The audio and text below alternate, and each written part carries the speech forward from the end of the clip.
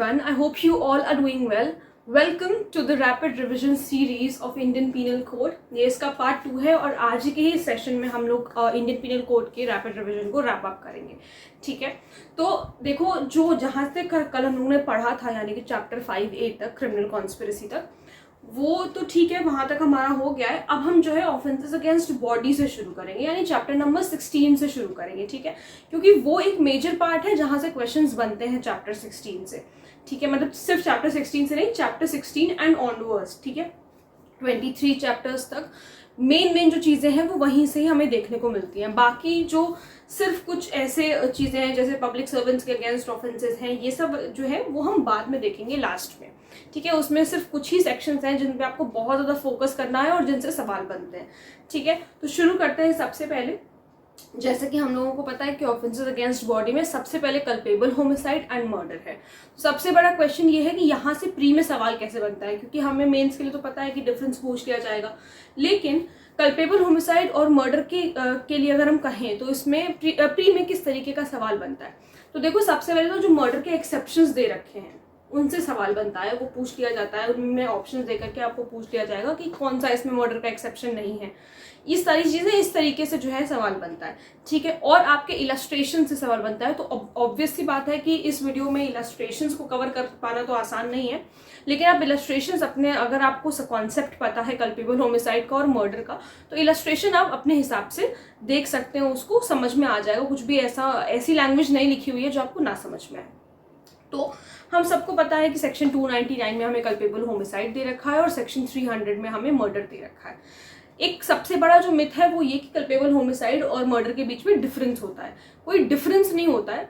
ठीक है, जैसे कि हम कहते हैं कि सारे जो कल्पेबल होमिसाइड हैं that are not murder but all murders are culpable homicide. That is vice versa कर दो, चाहे all murders are culpable homicide and but all culpable homicide are not murder.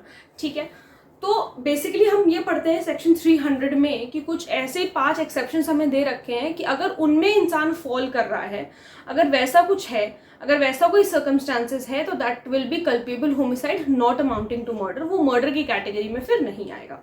तो वो चीज़ें क्या है वो आपको पता होनी चाहिए. Culpable homicide, as we all know, whoever causes death by doing an act with the intention of causing death. एक तो सबसे पहली बात कि उसका इंटेंशन है डेथ कॉज करने का. दूसरी बात, with the intention of causing such bodily injury cause करने का इंटेंशन है which is likely to cause death. ठीक है, और with the knowledge that he by such act is likely to cause that, या फिर उसको नॉलेज है. देखो, 2 बातें हैं कल्पेबल होमिसाइड में, इंटेंशन भी है और नॉलेज भी है.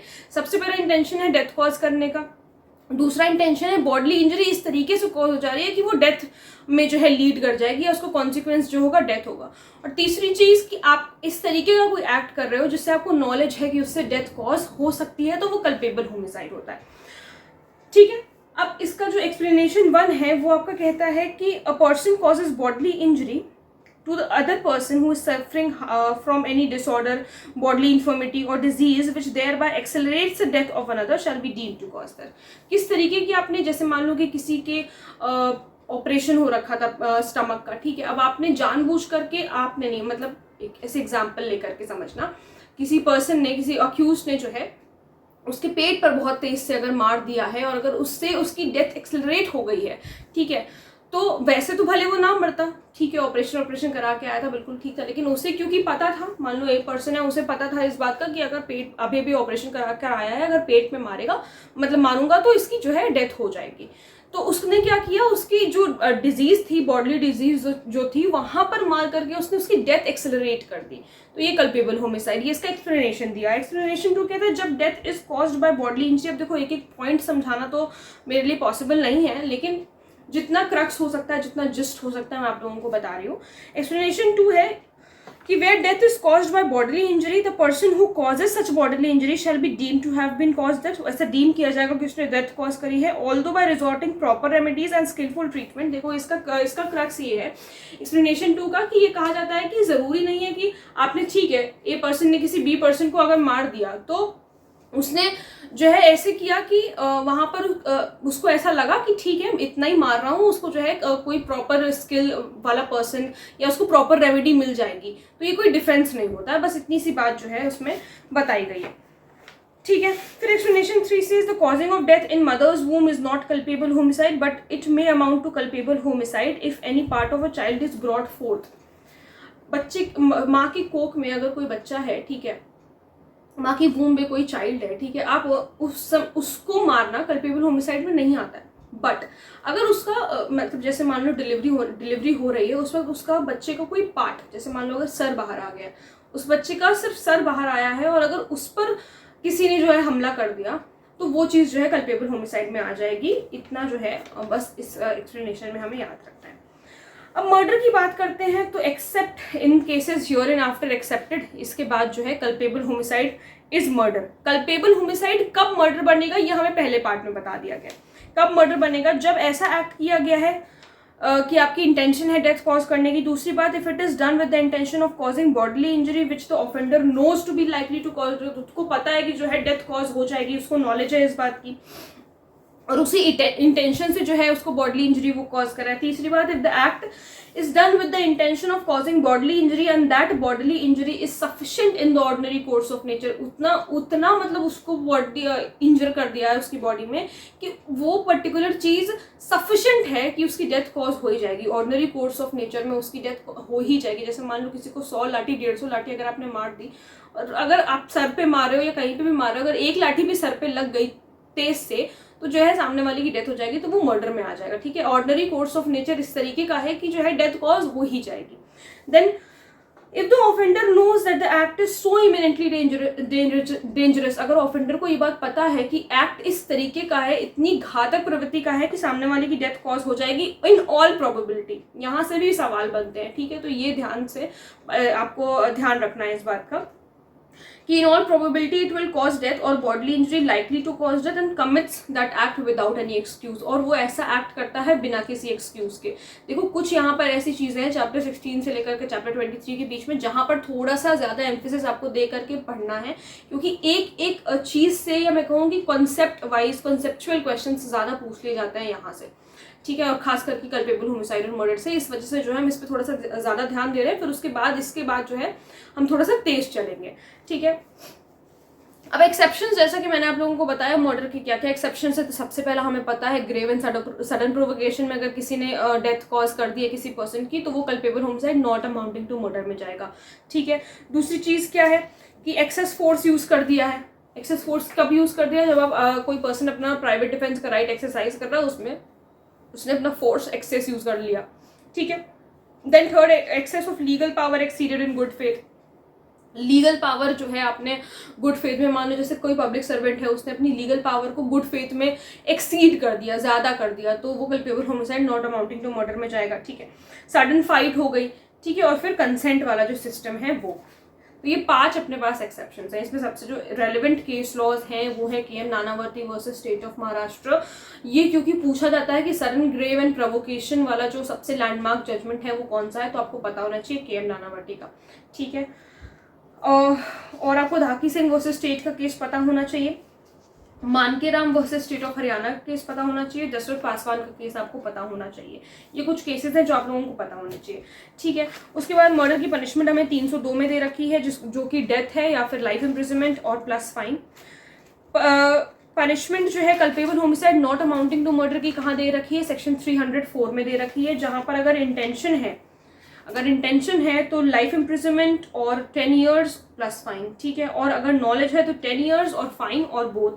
ठीक है, फिर punishment for attempt to murder सबके जबान पर रहता है शुरू से ही कि 307 में अटेम्प्ट टू मर्डर दे रखा है, जिसमें कि 10 साल की पनिशमेंट दे रखी है प्लस फाइन दे रखा है। और अगर गलती से उस पर्सन को, किस बंदे को जिसके ऊपर अटेम्प्ट किया गया है, अगर उसको हर्ट कॉज हो गया तो लाइफ इम्प्रिजनमेंट भी हो सकती है या फिर 10 साल और फाइन हो सकता है। Punishment for attempt to commit culpable homicide जो कि 308 में दे रखा है। ठीक है, 3 साल फाइन और बोथ है। अगर हर्ट कॉज हुआ तो 7 साल फाइन और बोथ है। ये चीज बस, इसमें और कुछ ऐसा इंपॉर्टेंट नहीं है। एक चीज और इंपॉर्टेंट हो जाती है, पूछा जाता है कि कौन से केस में सेक्शन 299 और 300 का डिफरेंस बता रखा है, तो that is drag versus Govinda. कौन से जस्टिस ने ये जो है जजमेंट दिया था वो भी इंपॉर्टेंट है, तो जस्टिस मेलविल आप लोग याद रख लीजिए। ये अपनी मेंस के आंसर राइटिंग के लिए भी हो जाएगा, एक्स्ट्रा नंबर मिलेंगे। और प्री में तो पूछा ही जाता है justice Melville, R versus Govinda या रेग वर्सेस गोविंदा। जिसमें इन्होंने डिस्टिंक्शन बताया था सेक्शन 200 वर्सेस सेक्शन 300। ठीक है, तो ये चीज आपको याद रखनी है क्योंकि जज का नाम पूछ लिया जाता है इस वजह से। ठीक है, ये हो गया। और अब एक सेक्शन हम लोगों ने मिस कर दिया, दैट इज सेक्शन, एक मिनट, कौन सा सेक्शन मिस हुआ है? हाँ, सेक्शन 301। सेक्शन 301 में जो है ट्रांसफर ऑफ मैलिस के बारे में बात करी गई है। तो ये ऐसे ही पूछ लिया जाता है कि सेक्शन मतलब ट्रांसफर ऑफ मैलिस कहाँ दे रखा है, तो ये आपको याद रखना है कि 301 में। इसमें मतलब बेसिकली क्या होता है कि वो डेथ तो किसी और की कॉज करना चाहता है, लेकिन उसको होड़ में मारते, मतलब उसको डेथ किसी और की कॉज करना चाहता है, बट किसी तीसरे पर्सन की डेथ कॉज जाती है, तो यहाँ पे मैलिस ट्रांसफर हो गया। तो बेसिकली कहते हैं तो क्या उसको उसकी डेथ के लिए या मर्डर के लिए लाइबल नहीं किया जाएगा? बिल्कुल किया जाएगा। बस इतनी सी बात जो है इसमें बताई गई। आपको सिर्फ प्री के लिए इतना पता होना चाहिए कि ट्रांसफर ऑफ मैलिस कौन से सेक्शन में दे रखा है। तो ये हमारा कल्पेबल होमिसाइड और मर्डर वाला तो सिस्टम हो गया है हमारा, हमने सारी पनिशमेंट्स भी देख ली हैं।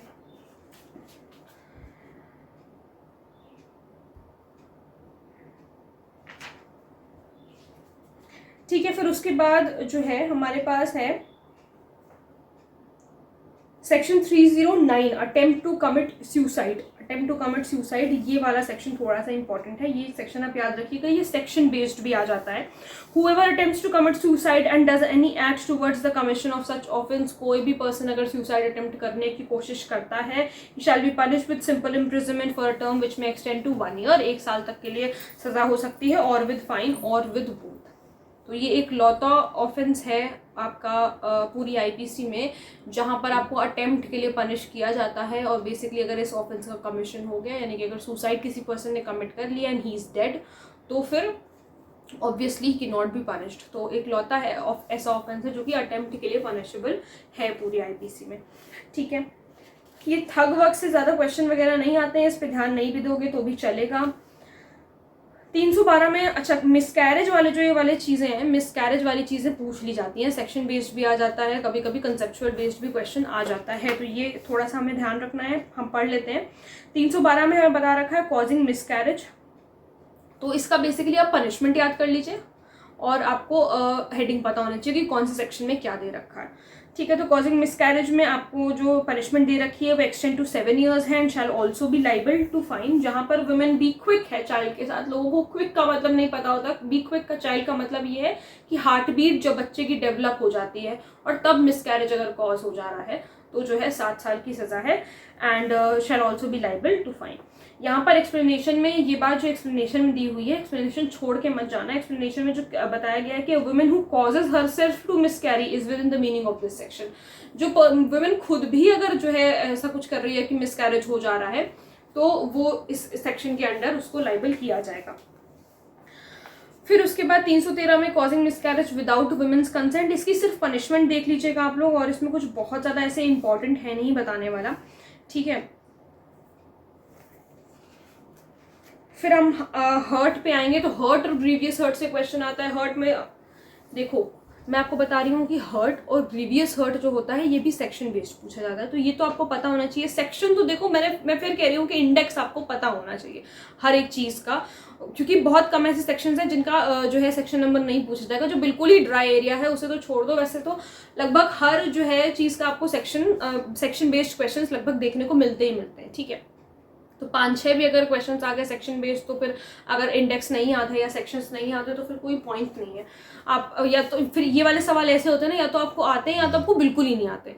ठीक है, तो उसमें आप कोई तुक्का नहीं लगा सकते ना, तो ये तो या तो पता है या तो बिल्कुल ही नहीं पता, तो बेहतर है ना पता होने से कि पता रहे। तो 319 में हर्ट है, ये तो हम सबको पता है।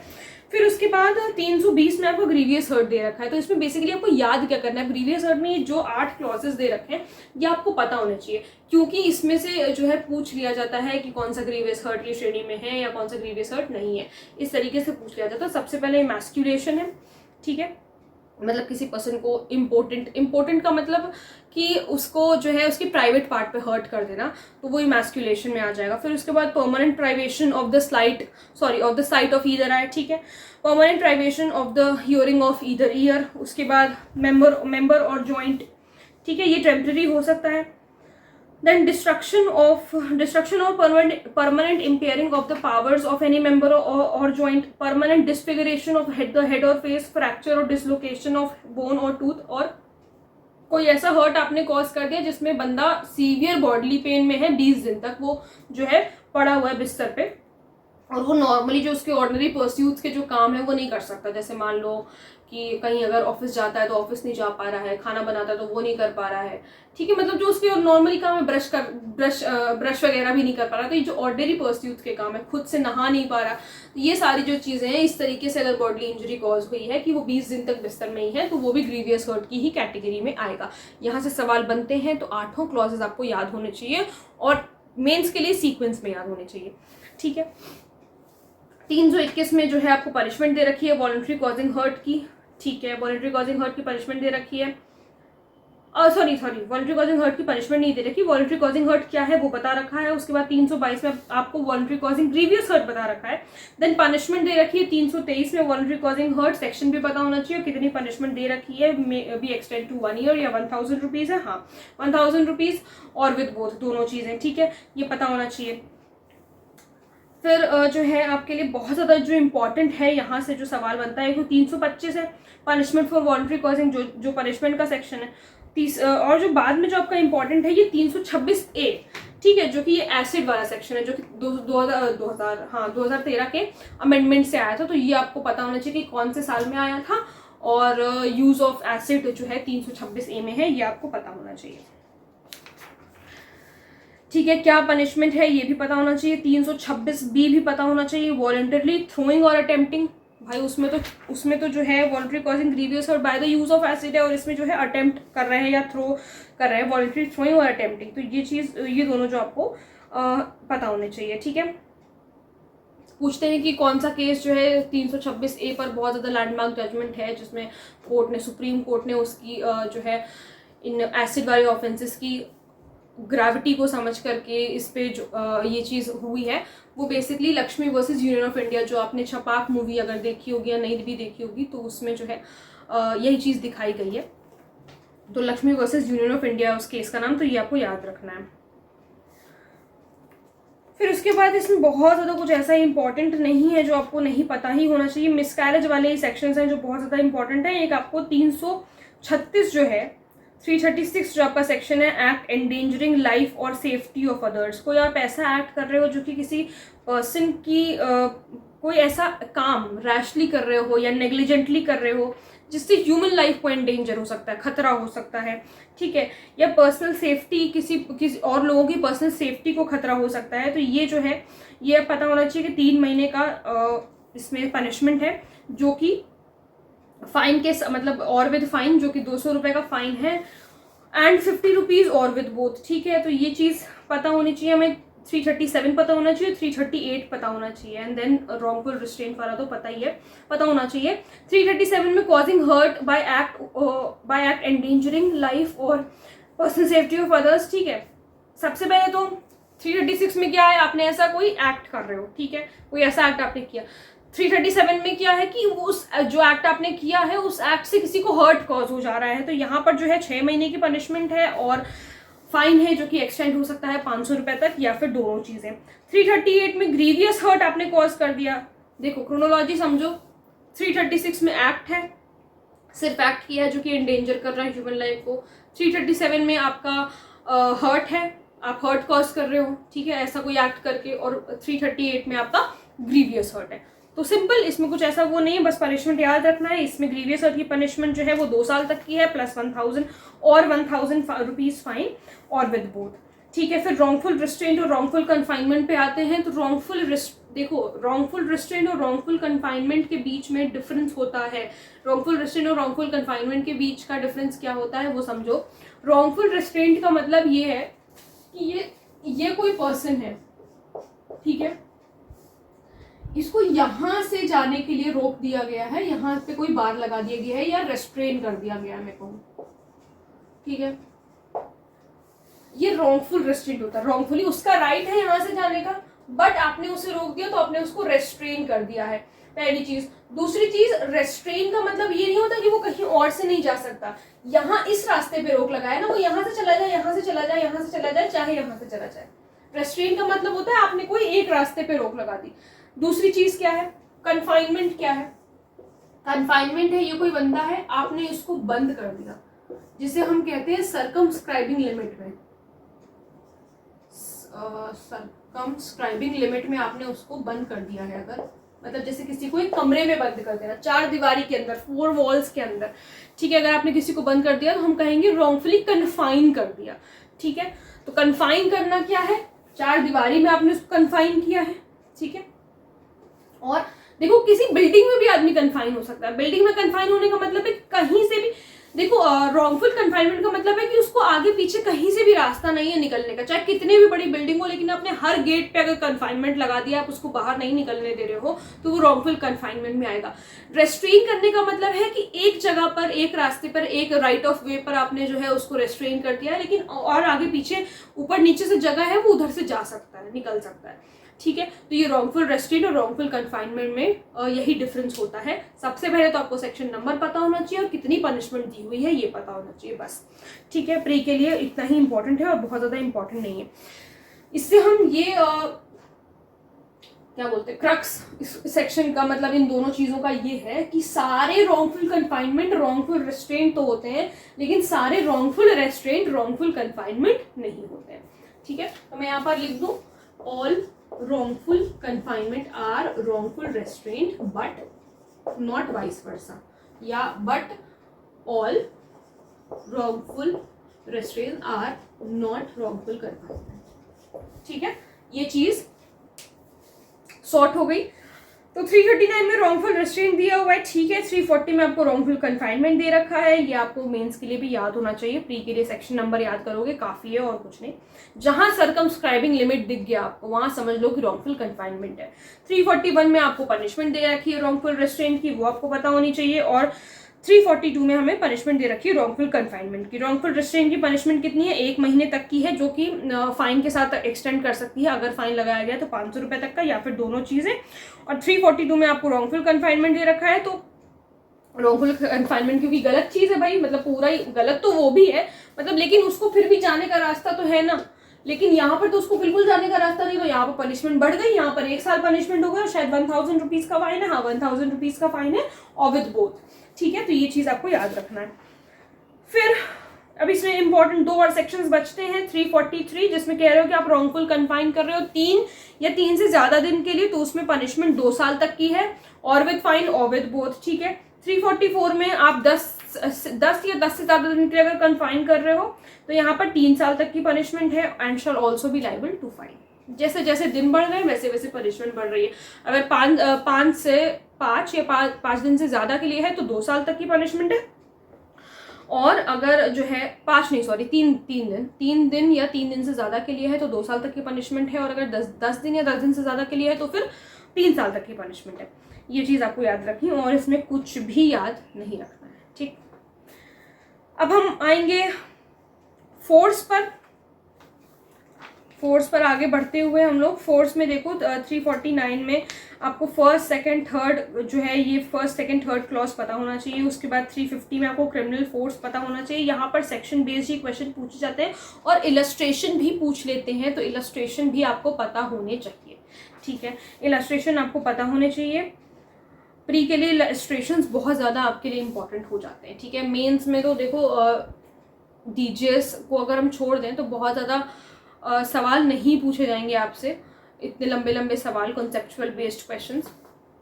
दे are not saying of every other state, जैसे आरजीएस में नहीं पूछा जाता है, ऐसे एमपी में नहीं पूछा जाता है, और कई ऐसे स्टेट हैं जहाँ पर डायरेक्ट क्वेश्चन आते हैं या बहुत ऐसे कॉन्सेप्चुअल क्वेश्चंस नहीं आते हैं, ठीक है।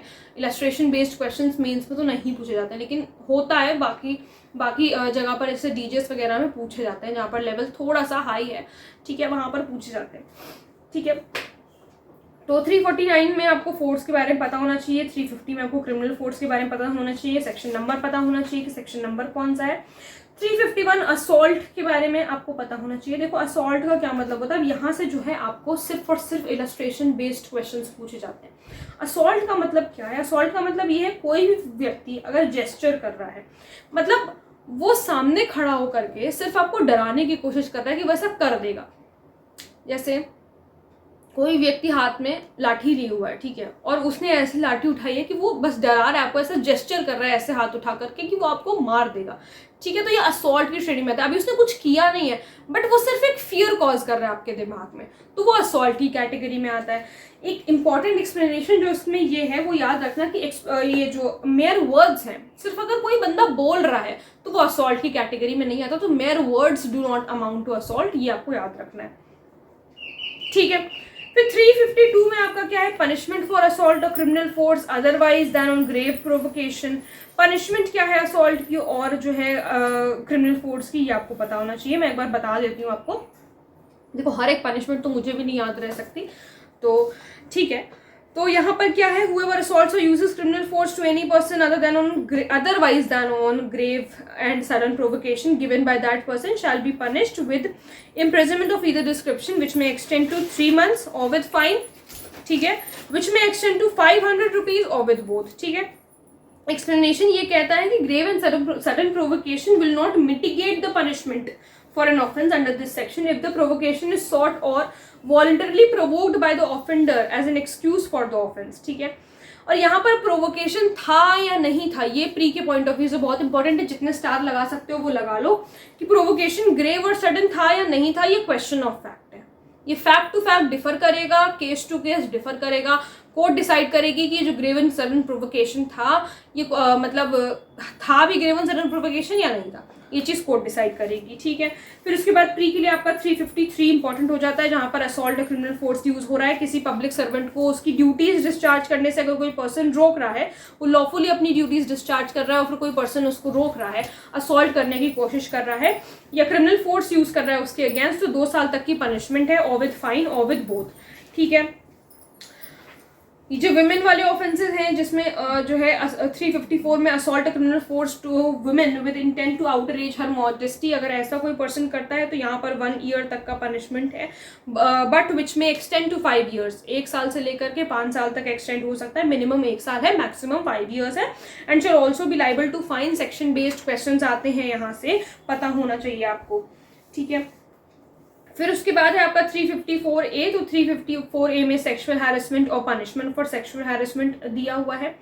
354B में आपको असॉल्ट और use of criminal force to women with intent to disrobe करने के लिए, अगर आपका इंटेंशन है डिसरोब करने का, किसी का इंटेंशन है डिसरोब करने का, तो वहां पर जो है 3 साल तक की पनिशमेंट है, बट विच में extend to 7 years and shall also be liable to fine. 354C में वॉयरिज्म है। वॉयरिज्म के बारे में पूछा जाता है कि वॉयरिज्म कौन से सेक्शन में दिया हुआ है। फर्स्ट कन्विक्शन अगर है तो 1 साल से कम नहीं होना चाहिए, 3 साल तक एक्सटेंड हो सकता है और जो है फाइन के लिए भी लाइबल हो सकता है पर्सन। और अगर सेकेंड या सब्सिक्वेंट कन्विक्शन है, दोबारा फिर से उसने वही वॉयरिज्म का ऑफेंस किया है, तो it shall not be less then 3 years but which में एक्सटेंड टू 7 ईयर्स। 3 साल से कम नहीं होगा, यानी कि मिनिमम सेकेंड सब्सिक्वेंट कन्विक्शन में 3 साल से कम नहीं होगा और 7 साल तक हो सकता है। And shall also be liable to fine. Fine के लिए भी वो पर्सन लाइबल होगा। वॉयरिज्म का मतलब क्या होता है? वॉयरिज्म का ये मतलब होता है कोई जो पर्सन ऑफेंडर है वो वुमेन को एक ऐसे सिचुएशन में देख रहा है जहां पर वो एक्सपेक्ट करती है कि वो प्राइवेटली काम करेगी, जैसे मान लो कि बाथरूम में देखना उसे, या if she is involve in some sexual activity, तब अगर कोई पर्सन देख रहा है उसे, तो फिर जो है वो वॉयरिज्म की कैटेगरी में जाता है, ठीक है। तो जहां पर basically women are expecting themselves to be isolated और to be engaging in any private act, and then when any person is seeing them, then it is termed as voyeurism, ठीक है। तो ये आपको पता होना चाहिए वॉयरिज्म क्या होता है। फिर उसके बाद 354D में स्टॉकिंग है। तो स्टॉकिंग सिर्फ ये नहीं होती कि किसी पर्सन का पीछा कर लेना है, किसी वुमेन का पीछा कर लेना, वो स्टॉकिंग में आ जाता है। अगर आप सोशल मीडिया पे भी किसी को स्टॉक कर रहे हो तो दैट इज स्टॉक करने का मतलब है उसको बार बार मैसेज कर रहे हो, पिंग कर रहे हो, तो ये सारी चीज़ें भी जो है स्टॉकिंग की श्रेणी में आती हैं। और स्पेशली तब जब वुमेन ने डिसइंटरेस्ट शो कर दिया उसके बाद भी अगर आप ये चीज़ कर रहे हो तो that is stalking. 354D again section based question यहाँ से भी आते हैं, ठीक है। फिर यहाँ पर इतनी इंपॉर्टेंट चीज़ें नहीं है। फिर किडनैपिंग वगैरह वाला जो सीन है वो इम्पॉर्टेंट है और यहाँ से अब इतना इम्पॉर्टेंट नहीं बचता। किडनैपिंग सबसे पहले 359 में दे रखी है, फिर उसके बाद 360 में बता रखा है किडनैपिंग फ्रॉम इंडिया। तो किसी भी पर्सन को इंडिया की लिमिट्स से के बाहर लेकर के जाना, ठीक है, उसकी कंसेंट के बगैर और या फिर ऑफ सम अदर देखो, चाहे तो उसकी कंसेंट के बगैर लेकर के जाना या फिर किसी दूसरे पर्सन की कंसेंट के बगैर उसको लेकर के जाना, वो भी किडनैपिंग में आ जाता है, ठीक है। ओके, और is said to kidnap that person from India. 361 में किडनैपिंग फ्रॉम लॉफुल गार्जियनशिप हो रहा है, तो कोई भी पर्सन, ये वर्ड इंपॉर्टेंट है कि टेक करता है या एंटाइज करता है किसी भी पर्सन को, माइनर को बेसिकली। देखो यहाँ पर 2 एज दे रखी है, एज का क्राइटेरिया आपको याद होना चाहिए। मेल के लिए 16 ईयर्स है, अंडर 16 ईयर्स है, और फीमेल के लिए अंडर 18 ईयर्स है। ये आपको पता होना चाहिए, मेल के लिए अंडर 16 ईयर्स है और फीमेल के लिए बिलो या अंडर 18 ईयर्स है। तो अगर लेकर के जा रहे हैं तो माना जाएगा, और या फिर उसको बाहर रख रहे हैं उसके लॉफुल गार्जियन, जो उसके लॉफुल गार्जियन है उनकी कंसेंट के बगैर अगर आप ऐसा करते हो तो किडनैपिंग फ्रॉम लॉफुल गार्जियनशिप उसको माना जाता है, ठीक है। और हाँ, यहाँ पर अनसाउंड माइंड का पर्सन भी दे रखा है, अनसाउंड माइंड का पर्सन भी इंपॉर्टेंट है। तो ये 3 लोग हैं जिनका जो है 361 में किडनैपिंग हो सकता है। ये एज का क्राइटेरिया आपको प्री के लिए पता होना चाहिए, एज का क्राइटेरिया इज इम्पॉर्टेंट, ठीक है। ये सेक्शन 361 हो गया। फिर उसके बाद 362 है अबडक्शन, जहां पर कोई भी फोर्स कंपेल करके आप जो है, या फिर डिसीटफुल मीन्स मतलब मान लो कि किसी को कहीं और जगह बता करके कहीं और जगह लेकर के चले गए, तो वो अबडक्शन की श्रेणी में आता है, ठीक है। देन 363 में किडनैपिंग की पनिशमेंट दे रखी है, ये पता होना चाहिए, 7 साल तक, and shall also be liable to fine. 363A में किडनैपिंग और maiming a minor for purpose of begging, ये पूछ लिया जाता है कभी कभी सेक्शन बेस्ड, इससे कुछ खास नहीं आता लेकिन सेक्शन बेस्ड पूछा जाता है। मेमिंग का मतलब है कि कोई पर्टिकुलर बॉडी का पार्ट उसका काट देना, ठीक है, जैसे हाथ काट देते लोग, पैर काट देते ताकि जो है वो थोड़ा सा दयनीय लग सके, ठीक है। तो इस वजह से ये चीज़ें होती हैं। तो ये 363A में आपको ये पता होना चाहिए, बस और कुछ ऐसा यहाँ पर इतना इंपॉर्टेंट नहीं है जो आपको पर। हाँ, 364A में किडनैपिंग फॉर रैंसम है, पैसे के लिए अगर किडनैप किया गया है तो ये चीज़ भी आपको पता होनी चाहिए कि 364A में ये दे रखा है। 366 भी प्री के लिए इंपॉर्टेंट है, जहाँ पर किडनैपिंग, अबडक्टिंग और inducing women to compel her marriage, ठीक है। अगर किसी वुमेन को किडनैप किया जा रहा है या अबडक्ट किया जा रहा है इस इंटेंशन से कि उसको कंपेल किया जा सके, और उसको, या फिर आपको ऐसा नोइंग है कि वो लाइकली कंपेल हो जाएगी मैरी करने के लिए एनी पर्सन उसकी विल के अगेंस्ट, ठीक है। और in order that she may be forced और सिड्यूस्ड टू इलिसिट इंटरकोर्स, या फिर आप उसको, कोई पर्सन उसको इस तरीके से सिड्यूस कर लेगा कि उससे वो इलिसिट रिलेशनशिप उसका क्रिएट हो जाएगा, सेक्सुअल रिलेशनशिप अगर उसका क्रिएट हो जाएगा, तो यहाँ पर जो पनिशमेंट दे रखी है वो एक्सटेंड करती है 10 साल तक प्लस फाइन।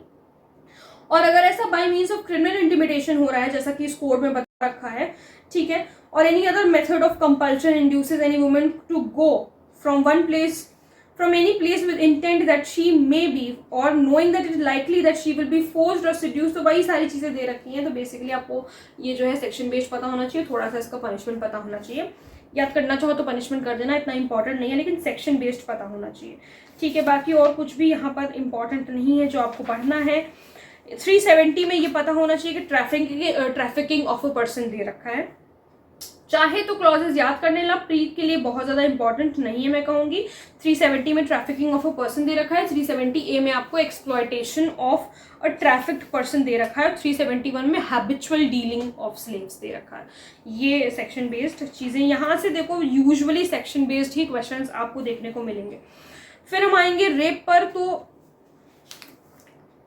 रेप में क्या है, रेप सबसे पहले तो वही चीज़ें हैं कि सेक्शन बेस्ड आपको ये सारी चीज़ें पता होना चाहिए। ये जो सब क्लॉजेस नीचे दे रखे हैं, first, secondly, thirdly, fourthly, fifthly की against her will, without her consent और with her consent when her consent has been obtained, कि आपने जो है उसको ऐसा लग रहा है, एक second, when her consent has been obtained by putting her or any person in whom she is interested in fear of death, आपने किसी पर्सन, किसी विमेन की कंसेंट इस तरीके से ले ली है कि जैसे मान लो कि उसके बच्चे को आपने पिस्टल पे रखा हुआ है और फिर उसके बाद इस तरीके से उसको फियर में डाल करके एक ऐसे पर्सन के लिए फियर में आपने उसको डाल दिया जिसमें वुमेन इंटरेस्टेड है। वुमेन किस में इंटरेस्ट होगी, या तो उसका हस्बैंड होगा, उसका बच्चा होगा, या उसके पेरेंट्स होंगे, ऐसे मतलब उसके फैमिली वालों को, अगर आपने जिसमें वो वुमेन इंटरेस्टेड है इस तरीके से अगर कंसेंट लिया है तो वो भी रेप में ही आएगा आपका। ठीक है, ये जो फॉलोइंग 7 डिस्क्रिप्शंस दी हुए हैं ये आपको एक बार पढ़ लेना है। यहाँ पर ये क्वेश्चन बनता है एक्सप्लेनेशन 1 से, for the purpose of this section vagina shall also include labia majora. तो ये लैबिया मेजोरा तो मेडिकल टर्म है, लेकिन आपको याद होना चाहिए कि वेजाइना में जो है इंक्लूडेड होता है ये वाला टर्म। ठीक है,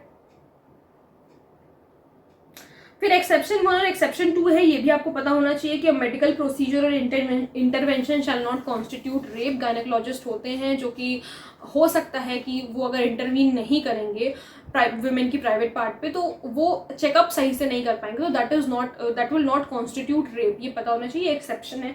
एक्सेप्शन 2 कह रहा है सेक्सुअल इंटरकोर्स और sexual acts by a man with his own wife, the wife not being under 15 years of age is not rape. ठीक है, ये चीज आपको पता होनी चाहिए। देन 376 में पनिशमेंट दे रखा है, तो पनिशमेंट तो एज यूजुअल पता होना चाहिए आपको, shall not be less than 10 years but which में extend to imprisonment for life depending upon the gravity of the offence. किस तरीके से ऑफेंस हुआ है ये सब उस पर डिपेंड करता है।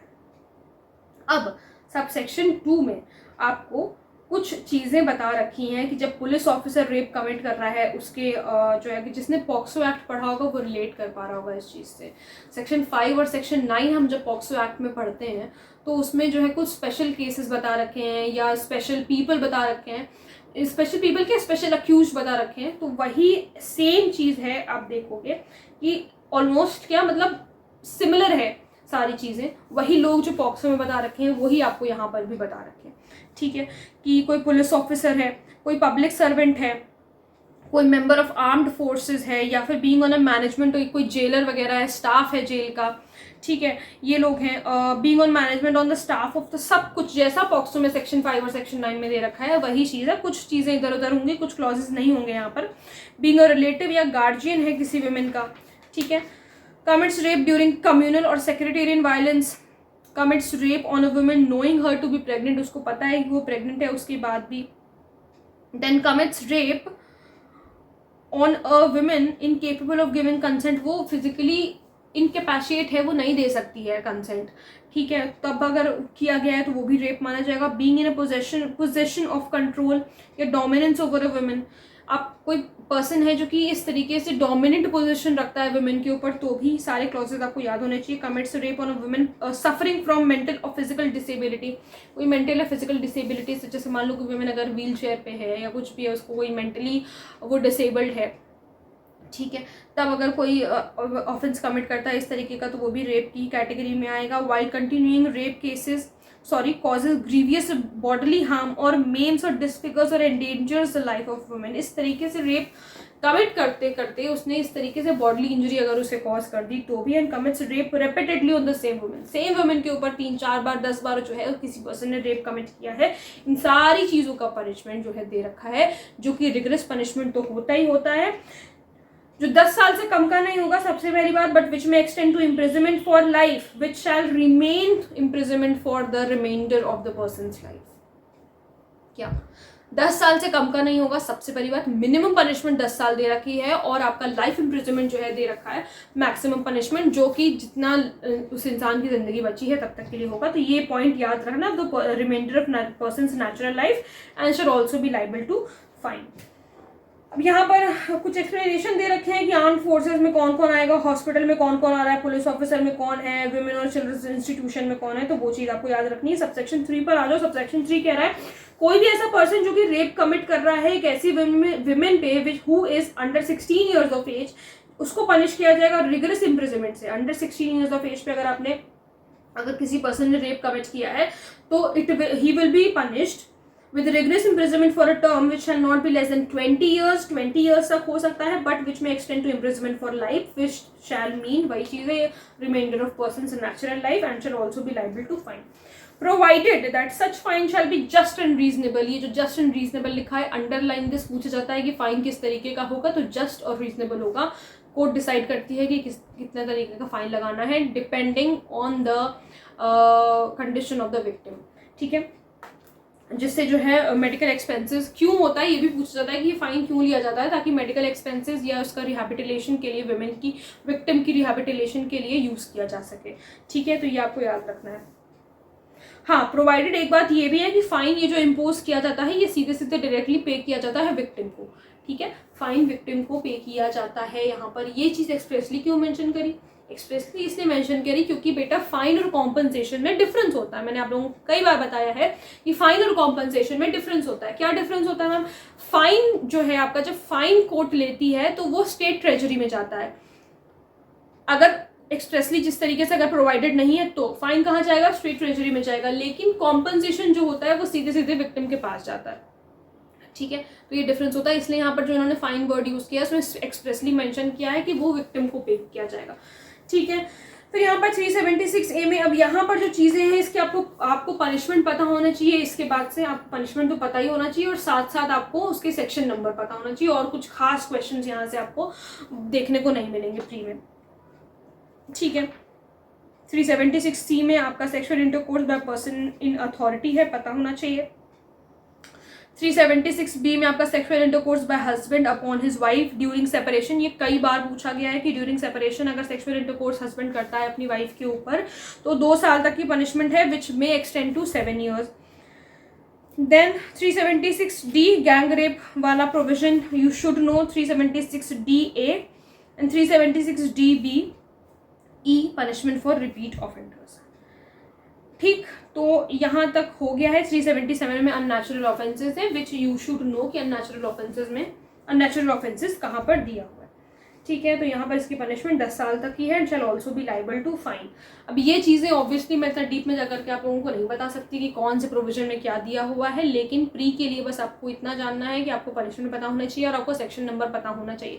जहाँ जहाँ मैंने बोला है सेक्शन नंबर पता होना चाहिए वो PYPs आप लोग उठा करके देख सकते हैं कि वहाँ पर जो है रिपीटेडली सेक्शन नंबर पर सवाल आया हुआ है. ठीक है, अब हम आ जाएंगे अपने थेफ्ट के ऊपर. थेफ्ट क्या होता है? 378 में हमें दे रखा है.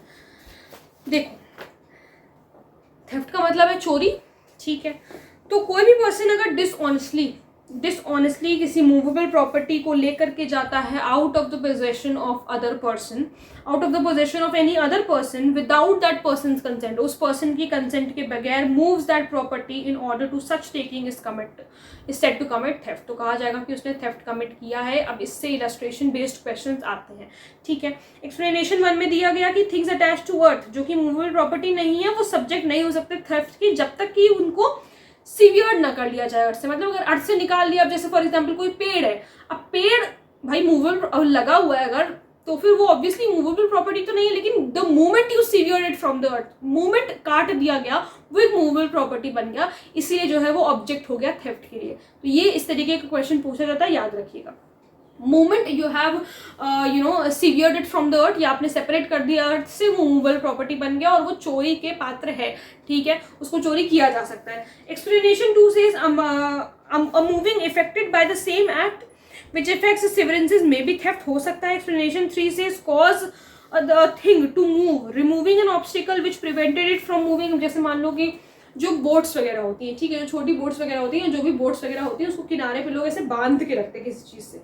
ठीक है, रस्सी होती है उससे वो बांध के रखते हैं, देखा होगा आई गेस.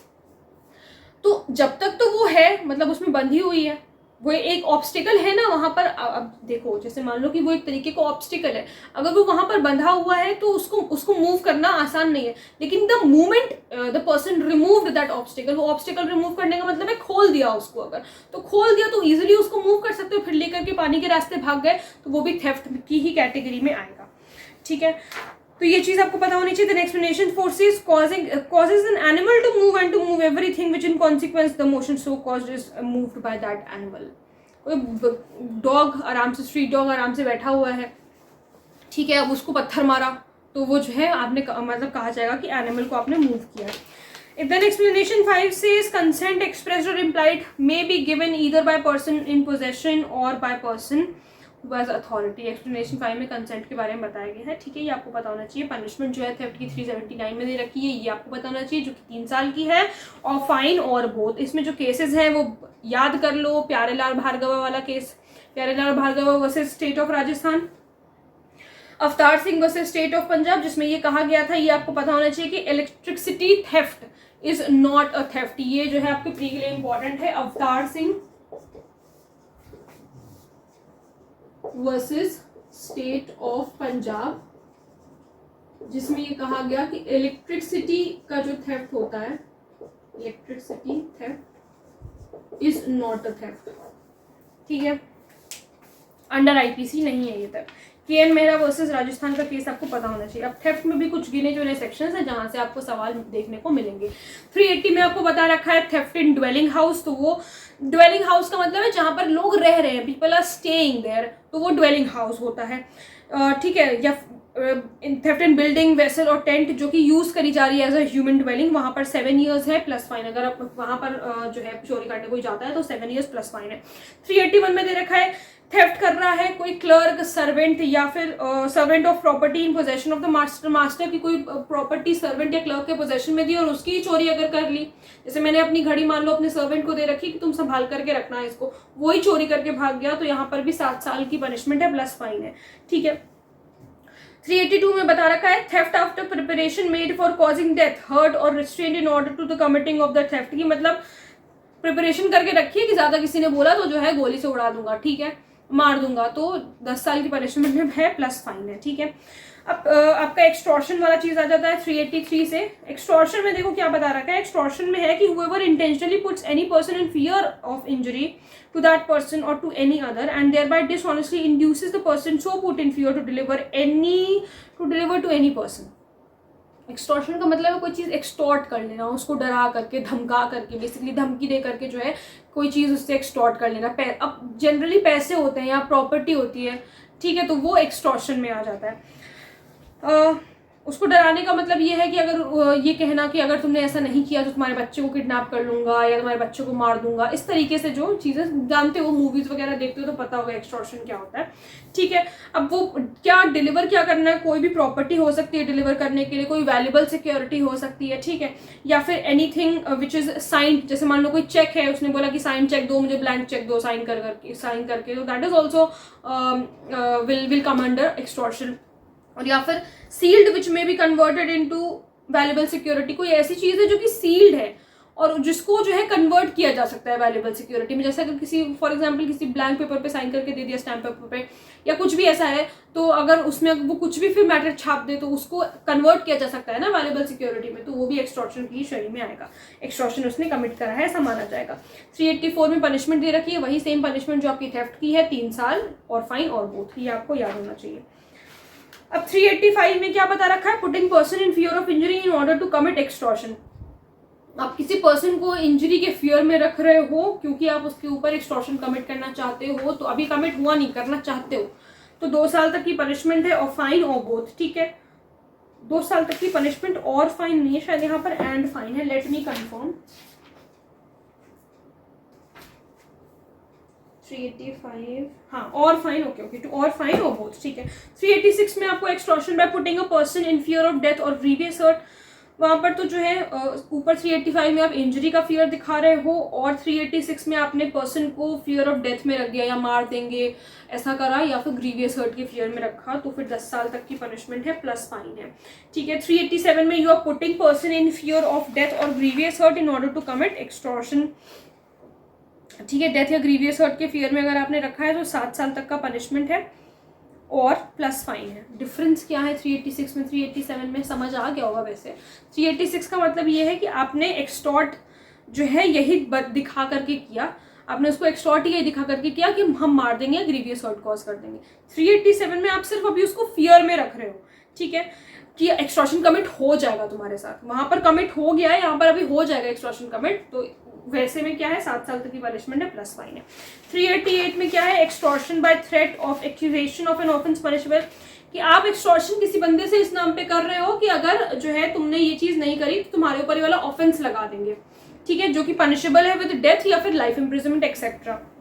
10 साल तक की पनिशमेंट है प्लस फाइन है, ठीक है। और अगर आपने ऐसा कहा कि अगर आपने ऐसा कुछ कहा कि अगर तुमने ये पर्टिकुलर चीज मुझे नहीं दी, ठीक है, एक्सटॉर्ट करने के लिए, तो आपको जो है 377 का ऑफेंस लगा देंगे। तो अगर ऐसा कुछ कहा है तो उस पर्सन को जिसने एक्सटॉर्शन कमिट किया है उसको लाइफ इम्प्रिजनमेंट तक की सजा हो सकती है। तो अगर डेथ या लाइफ इम्प्रिजनमेंट का उसने अगर थ्रेट मतलब फियर में डाला है डेथ और लाइफ इम्प्रिजनमेंट के ऑफेंस के लिए, तो जो है 10 साल प्लस फाइन है। और अगर 377 के लिए डाला है तो लाइफ इम्प्रिजनमेंट है, ठीक है। 389 में putting fear in accusation of offence in order to commit, कोई भी ऐसा कि अक्यूज कर देंगे तुम्हें इस पर्टिकुलर ऑफेंस के लिए, वो ऑफेंस दे रखे हैं आपको। अगर डेथ, लाइफ इम्प्रिजनमेंट या imprisonment extend up to 10 years है तो वहां पर उसको 10 साल तक की सजा मिलेगी प्लस फाइन, और पनिशमेंट अंडर वही 377 है तो आपको लाइफ इम्प्रिजनमेंट तक की सजा मिलेगी। देन 390 में आपका रॉबरी आ जाता है। देखो रॉबरी की तरफ बढ़ते, रॉबरी में क्या है, रॉबरी देखो दो तरीके से हो सकती है। थेफ्ट से रॉबरी, मतलब थेफ्ट रॉबरी बन सकता है और एक्सटॉर्शन भी रॉबरी बन सकता है।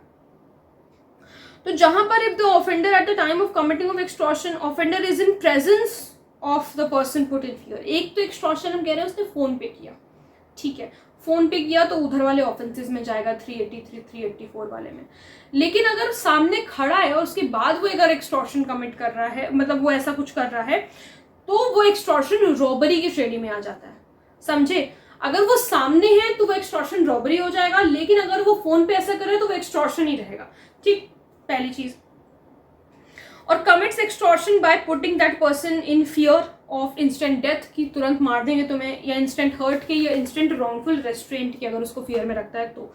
Then by so putting in fear induces the person so put in fear them and there to deliver up the thing extends, ठीक है। तो ये चीज आपको पता होनी चाहिए कब एक्सटॉर्शन रॉबरी बन रहा है। इलस्ट्रेशन बेस्ड क्वेश्चन आते हैं इससे, ठीक है। जब कब थेफ्ट एक रॉबरी है, तो थेफ्ट रॉबरी तब है जब if in order to the committing of the theft or in committing the theft or in carrying away or attempting to carry away that property obtained by theft voluntarily causes or attempts, वही चीज़ है। Instant death का अगर fear है, instant wrongful restaurant का अगर fear है, या फिर इंस्टेंट हर्ट का अगर फियर है, तो थेफ्ट कमिट तो मतलब theft turns into robbery. Explanation याद रखना कि offender is said to be present. हम ऑफेंडर को प्रेजेंट कब मान रहे हैं, ऑफेंडर को हम प्रेजेंट तब मान रहे हैं जब वो सफिशिएंटली नियर है to put that other person in fear of instant death. याद रखो तीन चीजें, इंस्टेंट डेथ, इंस्टेंट हर्ट और इंस्टेंट रॉन्गफुल रेस्ट्रेंट। तो आपका थेफ्ट जो है वो रॉबरी बन रहा है और एक्सटॉर्शन आपका रॉबरी बन रहा है, ठीक। और प्रेजेंस होना चाहिए सामने वाले पर्सन का जो ये पर्टिकुलर ऑफेंस कर रहा है, तो वो इस तरीके से सामने हो, इस तरीके से वो प्रेजेंट हो कि सफिशिएंटली नियर है, ठीक है, आपके बहुत पास है। 391 में डकैती दे रखी है, तो बता रखा है कि डकैती क्या होती है। तो इसमें आपको पर्सन याद रखने हैं कितने पर्सन होने चाहिए। तो व्हेन 5 और मोर पर्सन, 5 या 5 से ज्यादा लोग को जॉइंटली कमिट करते हैं या अटेम्प्ट करते हैं रॉबरी को कमिट करने का, तो दैट कम्स इनटू डकैती, ठीक है। 392 में आपको पनिशमेंट दे रखी है रॉबरी की। इसमें जो है ये हाईवे वाला सिस्टम है कि कोई भी अगर रॉबरी कमिट कर रहा है shall be punished with rigorous imprisonment for a term which में extend to 10 years and shall also be liable to fine. 10 साल तक का है और प्लस फाइन भी है। और अगर रॉबरी हाईवे में हुई है बिटवीन सनसेट एंड सनराइज, ठीक है, तो इम्प्रिजनमेंट में भी एक्सटेंडेड टू 14 ईयर्स, तो 14 हो जाता है। अगर हाईवे पे हुई है तो 14 हो जाता है। 393 में अटेम्प्ट टू कमिट रॉबरी है, इसका पनिशमेंट आप लोग देख लीजिएगा। 394 में voluntarily causing hurt in committing robbery है। एंड 395 में आपको पनिशमेंट फॉर डकैती दे रखी है, जो कि है may extend to 10 years and shall also be liable to fine. 396 आपको सेक्शन बेस्ड याद रखना है कि डकैती विद मर्डर दे रखा है, कितना दे रखा है 10 years and shall also be liable to fine.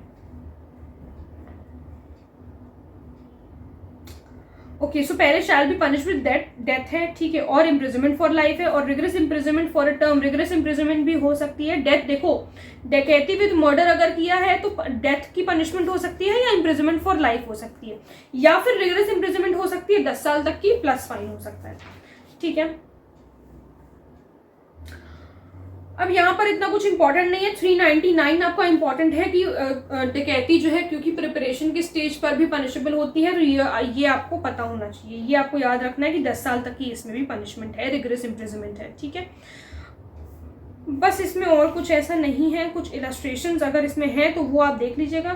Then 403 में क्या हो रहा है, डिसऑनेस्टली मिस अप्रोप्रिएशन हो रहा है प्रॉपर्टी का, डिसऑनेस्टली मिस अप्रोप्रिएशन हो रहा है प्रॉपर्टी का। तो कोई भी पर्सन डिसऑनेस्टली मिस अप्रोप्रिएट करता है या कन्वर्ट करता है अपने यूज के लिए किसी भी मूवेबल प्रॉपर्टी को, इसका सिर्फ सिंपल एग्जांपल समझो कि डिसऑनेस्ट मिस अप्रोप्रिएशन क्या होता है।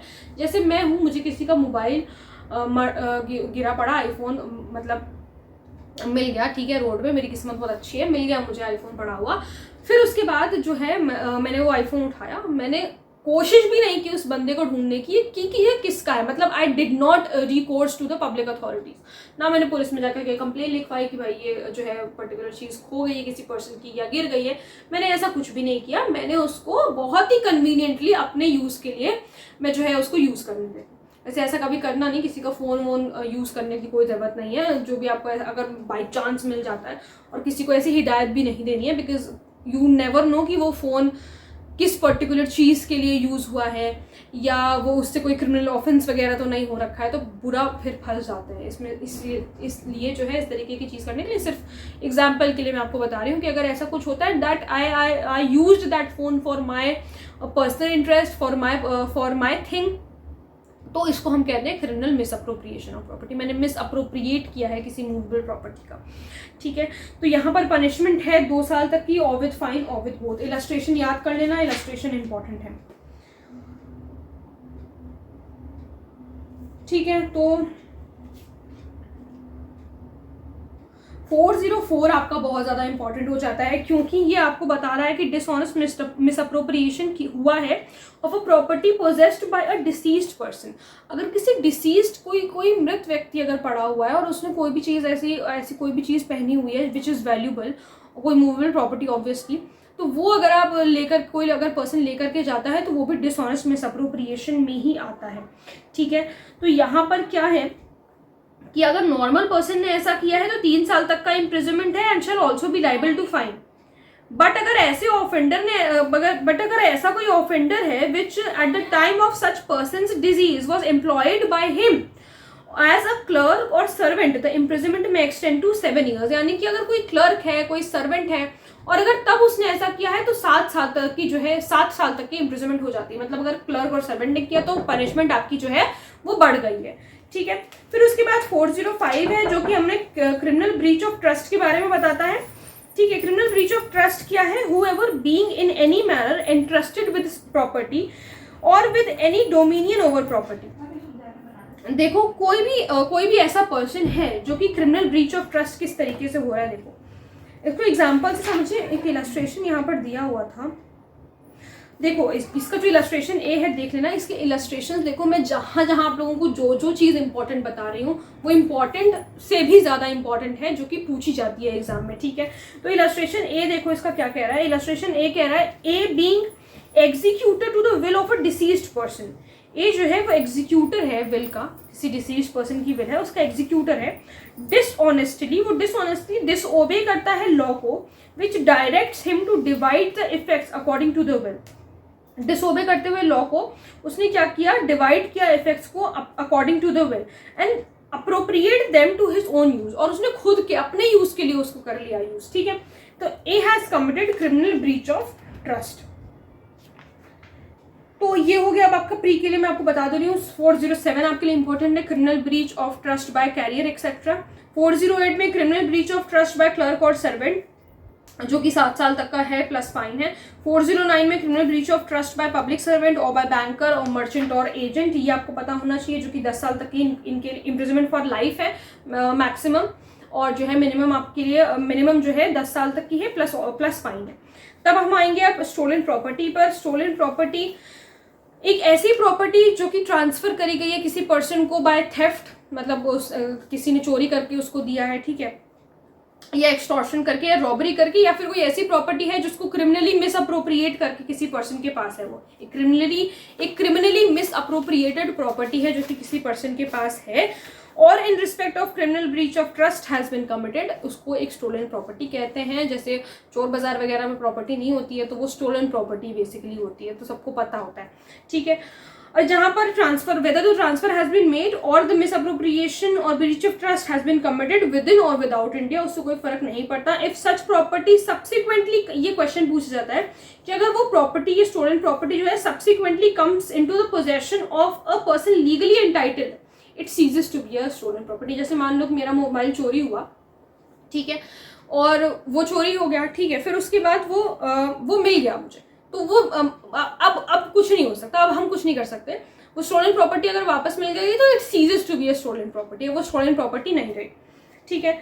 411 में आपको डिसऑनेस्टली अगर आपने रिसीव करा है स्टोलन प्रॉपर्टी, तो रिसीव करते हो या आप रिटेन करते हो, या और आपको पता है, रीजन टू बिलीव है इस बात का, या आपको नॉलेज है इस बात की कि वो स्टोलन प्रॉपर्टी है, तो 3 साल तक की इम्प्रिजनमेंट है और फाइन है और बोथ है, ठीक है। फिर 412 में आपको dishonestly receiving stolen property in the commission of dacoity, डकैती से कोई स्टोलन प्रॉपर्टी रिसीव आपने करी है, डिसऑनेस्टली आपने नहीं, मतलब समझ रहे हो, रिसीव करिए किसी पर्सन ने, तो रिसीव या रिटेन करिए, वही चीज़ है, उसके पास रीजन टू बिलीव है या फिर he knows that it is a stolen property, तो पनिशमेंट रिगरस इम्प्रिजनमेंट है। सबसे पहले तो लाइफ इम्प्रिजनमेंट है, फिर उसके बाद रिगरस इम्प्रिजनमेंट है मिनिमम, जो कि 10 साल तक की हो सकती है, प्लस फाइन। 413 में आपको बता रखा है कि हैबिचुअली कोई पर्सन डील कर रहा है स्टोलन प्रॉपर्टी में, तो पनिशमेंट 10 साल तक की है, प्लस फाइन है। 414 में बता रखा है कि assisting in concealment of stolen property छुपाने की कोई मदद कर रहा है, असिस्ट कर रहा है, तो कंसीलिंग और डिस्पोजिंग ऑफ और मेकिंग अवे, डिस्पोज करने की भी अगर कोशिश करी तो जो है पनिशमेंट 3 साल तक की है, और फाइन और बोथ है। फिर आपके लिए चीटिंग के ऑफेंसेस इंपॉर्टेंट हैं, तो सेक्शन 415 में आपको चीटिंग के बारे में बताया हुआ है। कोई भी ऐसा पर्सन जो कि डिसीव करता है किसी पर्सन को फ्रॉडुलेंटली या फिर डिसऑनेस्टली डिसीव करता है और induces the person so deceive to deliver any property, उसको इस तरीके से फ्रॉड में कर करके जो है उससे प्रॉपर्टी उसकी कोई ले ली, डिलीवर करवा ली, या फिर और to consent that any person shall retain any property, और सेकेंड चीज क्या है, intentionally induces the person so deceive to do और omit anything which he would not do और ओमिट, कोई ऐसा काम उससे करवाने की कोशिश कर रहे हो जो कि वो साधारण तौर पे नहीं करेगा, या फिर कोई ऐसा काम उसको करने के लिए मना कर रहे हो जो कि वो साधारण तौर पे मना भी नहीं करेगा करने के लिए, ठीक है। Then if he were not so deceived and, मतलब अगर वो डिसीव ना होता तो वो ये पर्टिकुलर चीज ना करता या वो इस पर्टिकुलर ओमिशन को ना करता, एंड विच एक्ट और ओमिशन कॉजेज और is likely to cause damage और harm to that person in body mind reputation और property is said to cheat, और ऐसा कोई काम, मतलब ये एक्ट और ओमिशन इस तरीके का है कि उस पर्सन को डैमेज हो सकता है या फिर हार्म हो सकता है उसकी बॉडी माइंड रेपुटेशन पे या प्रॉपर्टी पे, तो हम कहेंगे कि चीटिंग कमिट हुई है। इसके एक्सप्लेनेशन में बता रखा है कि dishonest concealment of fact is a deception, ठीक है। फिर उसके बाद 417 में आपको 417 में पनिशमेंट दे रखी है चीटिंग की, जो कि 1 साल तक की है और फाइन और बोथ है। 416 में आपको चीटिंग बाय पर्सोनेशन के बारे में बता रखा है। 416 में cheating by personation is very very important. Illustration based भी पूछ लिया जाता है, इलस्ट्रेशन बड़े छोटे से हैं इसमें, लेकिन आपको पता होना चाहिए। कोई पर्सन अगर ऐसा दिखा रहा है कि वो कोई और है, वो वैसा है नहीं, ठीक है। एक आई गेस कहीं केस भी हुआ था ये इस चीज़ का कि वो पर्सन बता रहा था कि वो एक IAS ऑफिसर है और उसने कुछ किया था, ही वॉज डिसीविंग समवन, और सामने वाला पर्सन ये बात बिलीव कर रहा था that he is an IAS officer, तो इस तरीके से उसने कोई चीटिंग वगैरह करी थी। तो ये चीटिंग बाय पर्सोनेशन होती है कि आप वो पर्सन हो नहीं, बट स्टिल आप जो है ऐसा दिखा रहे हो ताकि आप कोई अनड्यू एडवांटेज ले सको या चीट कर सको किसी को भी, तो वो चीटिंग बाय पर्सोनेशन की कैटेगरी में आता है। सो वही चीज है, by pretending to be some other person, by knowing substituting one person or another, or representing that he or any other person is a person other than he is or such person really is. वही जो मैंने आपको बताया short में कि कोई person जो है दूसरा पर्सन बनने की कोशिश कर रहा है और वो कर इसलिए रहा है ताकि वो चीट कर सके, ठीक है। देन 419 में आपको पनिशमेंट दे रखी है चीटिंग बाय पर्सोनेशन की, जो कि 3 साल तक की है और फाइन है और बोथ है। मैंने आपको बताया कि 417 में आपको पनिशमेंट दे रखी है चीटिंग की। 418 में पनिशमेंट दे रखी है cheating with knowledge that wrongful loss may ensue to person whose interest offender is bound to protect. जैसे ये एजेंट और सर्वेंट के लिए है कि उनका भाई वो बाउंड है ना, उनके ऊपर बाउंडेशन है कि वो मेरे इंटरेस्ट को, मेरा कोई अगर एजेंट या कोई सर्वेंट है तो वो उसके ऊपर बाउंडेशन है कि वो मेरे इंटरेस्ट को जो है प्रोटेक्ट करे या जो भी है, ठीक है, बट वो ऐसा नहीं करता है, वो चीट करता है इस पर्टिकुलर नॉलेज से कि मुझे जो है रॉन्गफुल लॉस हो जाएगा, तो उसके लिए जो पनिशमेंट है वही 3 साल और फाइन और बोथ है। ठीक है, फिर 420 में वेरी फेमस सेक्शन जो कि cheating and dishonestly inducing delivery of property, इसका सिर्फ पनिशमेंट याद रखो 7 साल है प्लस फाइन है। ठीक है, फिर उसके बाद आपके पास है मिसचीफ के ऑफेंसेस। अब देखो मिसचीफ के ऑफेंसेस में क्या हो रहा है। मिसचीफ का जो ऑफेंस है वो कि 425 से लेकर के आपको 440 में दे रखा है, सारी चीजें इंपॉर्टेंट नहीं है। 425 में मिसचीफ दे रखा है, पहली बात तो ये पता होना चाहिए। दूसरी बात कि कोई भी ऐसा इंटेंशन से ऐसा कोई काम कर रहा है या उसको नॉलेज है कि ये पर्टिकुलर चीज रॉन्गफुल लॉस कॉज करेगा किसी पर्सन को, या उसकी प्रॉपर्टी में डैमेज हो डैमेज हो सकता है पब्लिक, हाँ प्रॉपर्टी में भी डिस्ट्रक्शन कॉज करने के लिए, जैसे मान लो किसी ने किसी के घर के ऊपर पत्थर फेंक के मार दिया तो डैमेज हुआ उसकी प्रॉपर्टी में, मान लो शीशे वगैरह टूट गए, कुछ और चीजें टूट गई, तो दिस इज अंडर मिसचीफ। ठीक है, पनिशमेंट 326 में आपको मिसचीफ की दे रखी है जो कि 3 महीने की है, फाइन और बोथ। देन उसके बाद हम आते हैं ऑफेंसेस रिलेटिंग टू डॉक्यूमेंट। कुछ चीजें हैं जो हम साथ में पढ़ते हैं। ठीक है, अब एक फ्लो में चलते हैं हम लोग। Offences relating to document and to property marks. ठीक है, तो ये फोर्जरी सेक्शन 463 में फोर्जरी दे रखी है, अगेन सेक्शन बेस्ड है, याद रखना पड़ेगा। कोई भी ऐसा फॉल्स डॉक्यूमेंट कोई क्रिएट कर रहा है, ठीक है, उसका इंटेंट क्या है कि इंजरी कॉज हो जाए या डैमेज कॉज हो जाए किसी पर्सन को, तो यहाँ पर जो है पनिशमेंट दे रखी है 2 साल तक की और फाइन और बोथ। बेसिकली उसका इंटेंशन है फ्रॉड कमिट करने का, या फिर उसको पता है कि फ्रॉड इससे कमिट हो जाएगा, वो जो ये पेपर इधर उधर कर रहा है या पेपर में जो पर्टिकुलर चीज़ कर रहा है, जैसे कुछ लोग होते हैं डॉक्यूमेंट में कुछ चेंज करा देते हैं, और इससे क्या हो रहा है अगर सामने वाले पर्सन को डैमेज हो जाए या सामने वाले पर्सन को इंजरी कॉज हो जाए तो that will come under forgery. ठीक है, 2 साल तक की इसमें पनिशमेंट है और फाइन है और बोथ है। 464 में आपने कोई फॉल्स डॉक्यूमेंट अगर बनाया तो वो भी पनिशेबल है, जो कि 464 में आपको दे रखी है। देन 467 में forgery of valuable security. Valuable security को अगर किसी ने फोर्ज किया है तो 468 में फिर forgery for purpose of cheating है, यानी कि फोर्जरी इस वजह से हुई है कि 7 ईयर्स प्लस फाइन, मतलब 7 ईयर्स प्लस फाइन इसकी पनिशमेंट है, और फोर्जरी इस वजह से हुई है ताकि आप चीट कर सको, इस वजह से फोर्जरी कमिट हुई है, तो ये 468 में पनिशेबल है। 469 में forgery for purpose of harming reputation, मतलब बेसिकली डिफेम करने के लिए किसी को फोर्जरी करी गई है, तो इसमें 3 साल की इम्प्रिजनमेंट प्लस फाइन है। ठीक है, फिर जो है उसके बाद यहाँ पर इसके बाद आपके पास जो सेक्शन, मतलब जो चीज़ें हैं वो ऑफेंसेस रिलेटिंग टू मैरिज हम इसके बाद पढ़ेंगे, लेकिन उससे पहले आपका जो 509 है जिसमें बताया गया है word, gesture or act intended to insult the modesty of women. अगर कोई इसी तरीके का इंसल्ट कर रहा है, जिससे इंसल्ट कर रहा है वुमेन की मॉडेस्टी को, या कोई ऐसा वर्ड बोल रहा है, या कोई ऐसा साउंड निकाल रहा है, या कोई ऐसा जेस्चर कर रहा है, या फिर कोई ऐसा ऑब्जेक्ट भी अगर एग्जिबिट कर रहा है, और intending that such sound shall be heard और जेस्चर सीन, मतलब उसका इंटेंशन ये है कि वो बोली इस वजह से रहा है या वो जेस्चर इसी वजह से कर रहा है कि वो सुना जाए या उसको देखा जाए, तो और या फिर किसी वुमेन की प्राइवेसी को इंट्रूड कर रहा है, तो ये सारी चीजें पनिशेबल है 509 के अंदर, जिसका पनिशमेंट है 3 साल प्लस फाइन। ठीक है, 510 में हमें misconduct in public by drunkard person के बारे में बताया गया है, जिसमें 24 घंटे की सबसे कम पनिशमेंट जो आईपीसी में दे रखी है। अगर कोई मिसकंडक्ट करता है, कोई ड्रंकर्ड पर्सन जो कि पी रखा पर्सन है, अगर उसने कोई मिसकंडक्ट किया है तो वो 24 घंटे की उसको पनिशमेंट मिलेगी, जिसमें 10 रुपये तक का फाइन है, या फिर दोनों चीजें भी हो सकती हैं। तो ये तो हो गई। 511 एक बार देख लो, फिर उसके बाद हम पीछे बढ़ते हैं जो हमारा ऑफेंस रिलेटेड टू मैरिज वगैरह जो चीज़ें बची हुई हैं। 511 जब आप पढ़ोगे तो आपको पता चलेगा कि अटेम्प्ट टू कमिट ऑफेंसेस के बारे में बात कर रहा है। जिन पर्टिकुलर चीज़ों का अटेम्प्ट की पनिशमेंट नहीं दे रखी है आईपीसी में, वो हमें 511 से हम उसको कैलकुलेट करते हैं।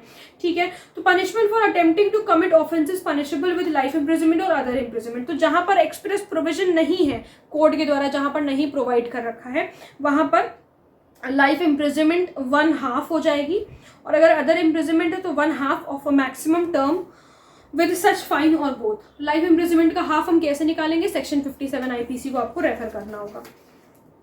फिर उसके बाद हम ऑफेंसेस रिलेटिंग टू मैरिज में अगर आएंगे तो 493 में हमें ये पता चलेगा कि cohabitation caused by man deceitfully inducing a belief of lawful marriage. कोई भी मैन अगर इस तरीके से डिसीट कर रहा है किसी वुमेन को कि वो खुद से वो लॉफुली मैरिड नहीं है, लेकिन वो उसको इस तरीके से डिसीट करके, उसके ऊपर चीट करके ये उसको बता दे या उसको ऐसा लगने लगे उस वुमेन को कि वो उससे लॉफुली मैरिड है। क्यों वो ऐसा कर रहा है? ताकि वो इलिसिट इंटरकोर्स उसके साथ कर सके, सेक्सुअल इंटरकोर्स कर सके। तो यहाँ पर पनिशमेंट है 10 साल की प्लस फाइन। 494 में बाइगैमी के बारे में बताया हुआ है, marrying again during life time of husband और वाइफ। तो मैरिज, अगर इस केस में देखो मैरिज वॉइड होती है, सेकंड मैरिज वॉइड होती है अगर जो है पहला हस्बैंड या वाइफ अगर लिविंग है तो, पहली चीज। और यहाँ पर पनिशमेंट मिलेगी 7 साल की प्लस फाइन की। एक्सेप्शन ये है कि कोर्ट ने अगर पहली मैरिज को वॉइड डिक्लेयर कर दिया है तो सेकंड मैरिज वैलिड होगी, अगर वॉइड डिक्लेयर कर दिया है तब तो सेकंड मैरिज आपकी वैलिड है। लेकिन इसमें अगर ऐसा कुछ है, देखो एक और चीज है, एक और सीन है इसमें कि अगर 7 साल तक जो है ना फर्स्ट मैरिज वाले हस्बैंड और वाइफ मिले हैं, मतलब बेसिकली ऐसा माना जा रहा है उसमें से किसी एक पर्सन की डेथ अगर हो गई, 7 साल से उसको देखा नहीं गया है, तो ऐसे में जो दूसरी शादी जो बंदा कर रहा है वो उसको बताएगा कि जो है ऐसा हुआ है और 7 साल से, मतलब उसको सारे फैक्ट्स का नॉलेज होना चाहिए। और अगर ऐसे फैक्ट्स का उसको नॉलेज नहीं है तो उसके लिए भी सजा बताई गई है सेक्शन 495 में। अगर ऐसा कुछ है, अगर आप उसको नहीं बताते हो और आपने उसके साथ शादी कर ली बिना बताए हुए, कंसील किया है आपने सेकंड मैरिज से ये वाली बात, तो इसमें पनिशमेंट मिलेगा 10 साल तक का और इसमें प्लस फाइन भी हो सकता है। ठीक है, फिर उसके बाद 496 है आपका। 496 is marriage ceremony fraudulently gone through without lawful marriage. अगर आपने मैरिज सेरेमनी फ्रॉडुलेंटली किया है विदाउट लॉफुल मैरिज, अगर मतलब फ्रॉडुलेंटली मैरिज सेरेमनी करी है, लॉफुल मैरिज करी नहीं उस बंदी के साथ, ठीक है, तो यहाँ पर डिसऑनेस्ट फ्रॉडुलेंट इंटेंशन से अगर ऐसा किया है तो पनिशमेंट 7 साल तक की है, प्लस फाइन है। 498 में एंटाइसिस और टेकिंग अवे और detaining with criminal intent a married women. किसी पर्सन की वाइफ है, वो किसी मैन की वाइफ है, वो मैरिड है, और अगर आप उसको उठा करके लेके, कोई एक पर्सन अगर उसको उठा करके लेके जाता है सिर्फ इस इंटेंट से कि उसके साथ इंटरकोर्स करेगा, इलिसिट इंटरकोर्स करने के लिए, तो पनिशमेंट है 2 साल तक की, फाइन और बहुत ही ज्यादा कम पनिशमेंट है। 498A हस्बैंड और रिलेटिव्स ऑफ हस्बैंड के बारे, क्रूअल्टी के बारे में बेसिकली ये वाला सेक्शन बात करता है। हम सबको पता है कौन करेगा क्रूअल्टी, हस्बैंड या उनके रिलेटिव। तो अगर ये डिमांड ऑफ डाउरी में अगर ऐसा कुछ होता है तो 3 साल तक की इम्प्रिजनमेंट है, प्लस फाइन है। क्रूअल्टी में देखो, क्रूअल्टी बेसिकली होता क्या है कि अगर उस वुमेन को ड्राइव कर दिया सुसाइड भी कमिट करने के लिए, मतलब उसको इस तरीके से इतनी हद तक परेशान कर दिया कि उसने सुसाइड ही कर लिया, तो वो भी क्रूअल्टी के श्रेणी में ही आएगा। ठीक है, और ये जो हैरेसमेंट वगैरह हो रहा है बेसिकली ये जो है डाउरी की डिमांड से रिलेटेड होना चाहिए। ठीक है, अनलॉफुल डिमांड होनी चाहिए डाउरी की। Anish Kumar versus state of Bihar के केस में ये बात कही गई थी, ये गाइडलाइंस दी गई कोर्ट के द्वारा कि जब भी आप 498 एक ऑफेंस इन्वेस्टिगेट कर रहे हैं तो बहुत ही केयर और अटेंशन के साथ किया जाए, क्योंकि ऐसा कहा जाता है कि ऐसा कहा क्या जाता है, ऐसा हमें देखने को मिलता है कि कुछ ऐसी विमेन होती हैं जो कि फॉल्स एलिगेशंस लगा देती हैं अपने ससुराल वालों के ऊपर, तो इस वजह से अनिश कुमार के केस में ये चीज़ कही गई। फिर ललिता कुमारी के केस में ये बात कही गई, 2014 का जो केस है जिसको हम FIR के साथ भी पढ़ते हैं, इसमें ये कहा गया कि जब इस तरीके की ऑफेंसेस है, जब 7 साल से ऊपर का कोई ऑफेंस अगर पनिशेबल है तो एक प्रिलिमिनरी इंक्वायरी होना जरूरी है। ये बेसिकली प्रिलिमिनरी इंक्वायरी हो क्यों रही है, ये इसलिए हो रही है ताकि जो आर्बिट्ररी अरेस्ट हो रहे हैं, जो मतलब फॉल्स एलिगेशंस लग रहे हैं मैन के ऊपर और उनके रिलेटिव्स के ऊपर, वो चीज़ ना हो, इस चीज़ से बचने के लिए बात कही गई। Manju Ram Kalita versus state of Assam के केस में ये कहा गया कि पेटी क्वेरल्स जो है, छोटी मोटी लड़ाइयाँ जो हैं, वो चीज़ जैसे मान लो हस्बैंड ने कह दिया उसको अपनी वाइफ को खाना बनाने के लिए, तो ये क्रूअलिटी नहीं होती है बेसिकली। ये भी रिसेंटली भी किसी केस में सुप्रीम कोर्ट ने हेल्ड किया है, कि किसी हाई कोर्ट ने हेल्ड किया है, मुझे एग्जैक्टली नहीं याद है, उस केस का नाम नहीं पता मुझे, लेकिन मैंने कहीं पर पढ़ा था कि ये जो छोटी मोटी बातें हैं, तो ये बातें जो हैं आप कोर्ट में लेकर के नहीं आ सकते। बेसिकली आप सेक्शन 95 से कनेक्ट कर सकते हो चाहो तो, ये पर्टिकुलर केस डी मिनिमिस नॉन क्यूरेटलेस, इस तरीके की चीज़ें जो है कोर्ट में नहीं आनी चाहिए।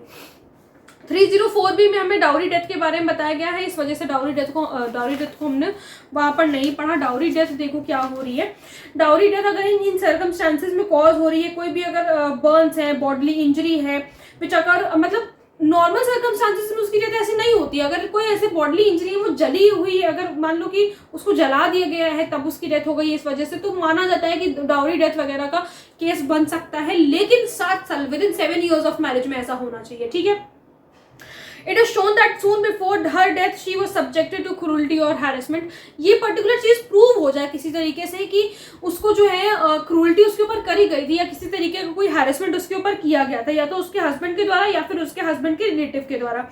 और ये किया क्यों गया? डिमांड ऑफ डाउरी के लिए। एक्सप्लेनेशन में ये बात बताई गई है कि डाउरी को जो है, डाउरी का अगर डेफिनेशन आपको चाहिए तो आप section 2 of dowry prohibition act से देखोगे। पनिशमेंट जो इसकी मिनिमम है वो 7 ईयर्स की है और मैक्सिमम लाइफ इम्प्रिजनमेंट है।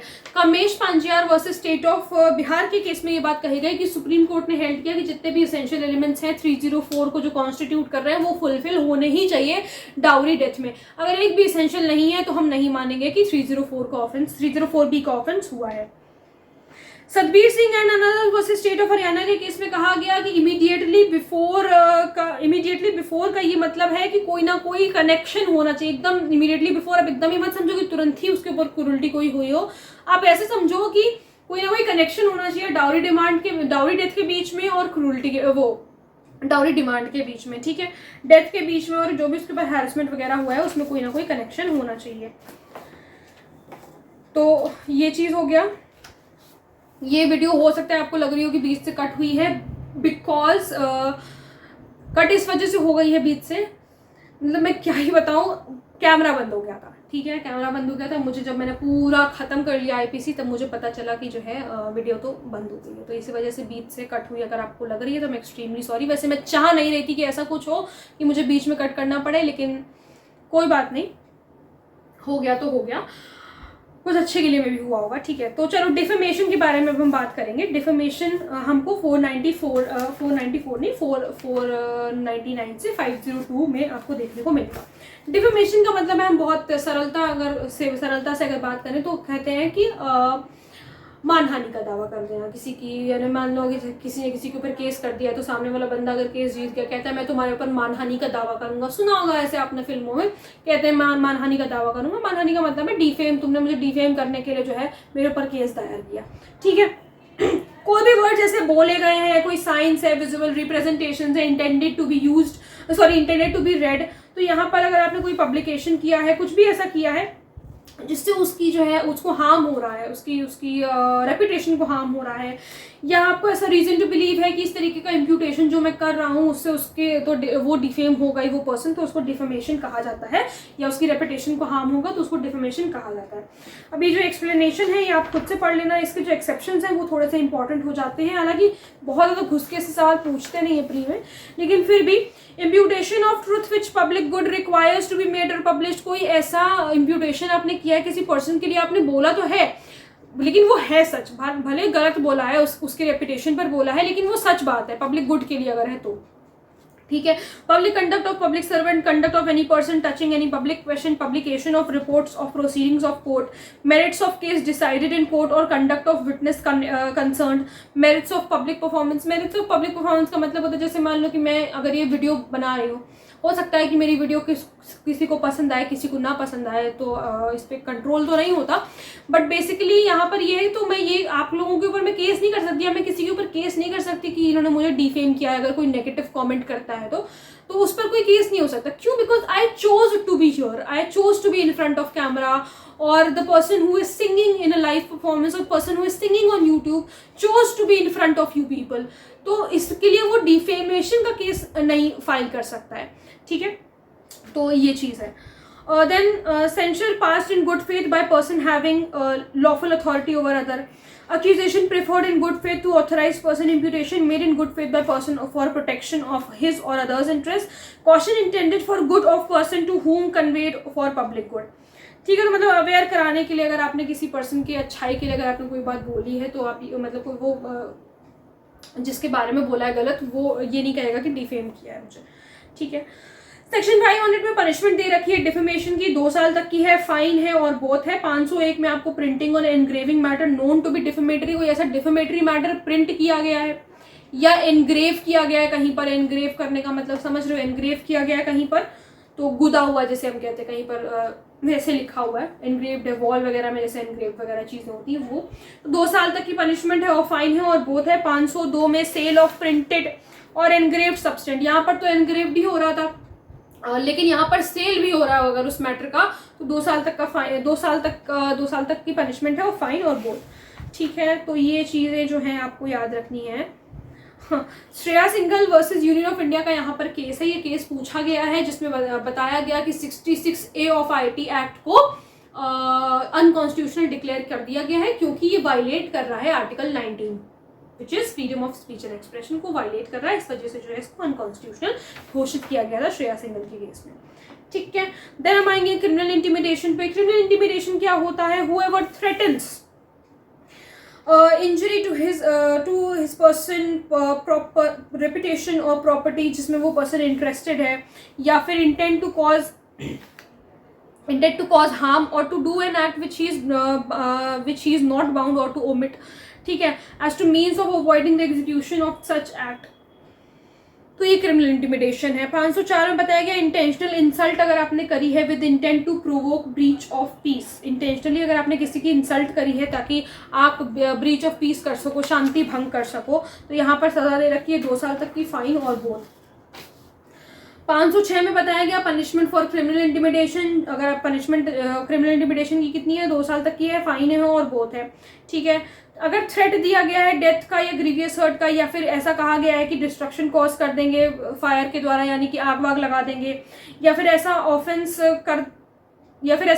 कर देंगे तुम्हारे खिलाफ which will be punishable for death, life imprisonment और up to 7 years of punishment, या फिर imputation of unchastity, तो punishment जो है वो होगी 7 साल तक की और फाइन और बोथ। ठीक है, 505 में statements conducting to public mischief के बारे में बताया गया है, नॉट सो इम्पॉर्टेंट। 507 में criminal intimidation by anonymous communication.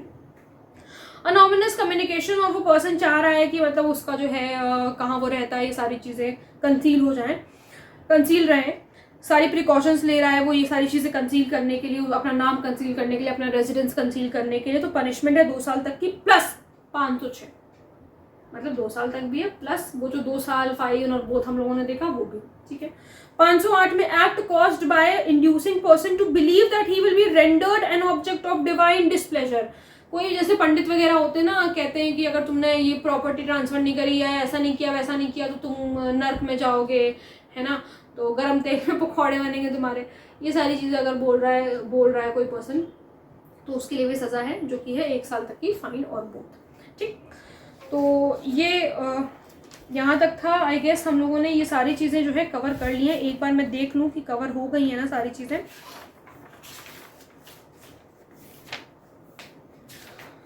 जो चैप्टर 16 से हम लोगों को देखना था,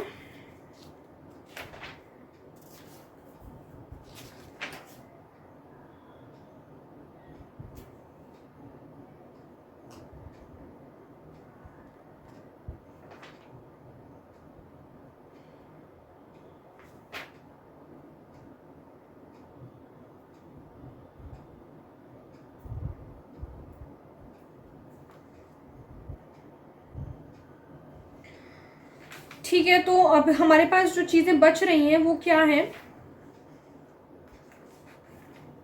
1 minute.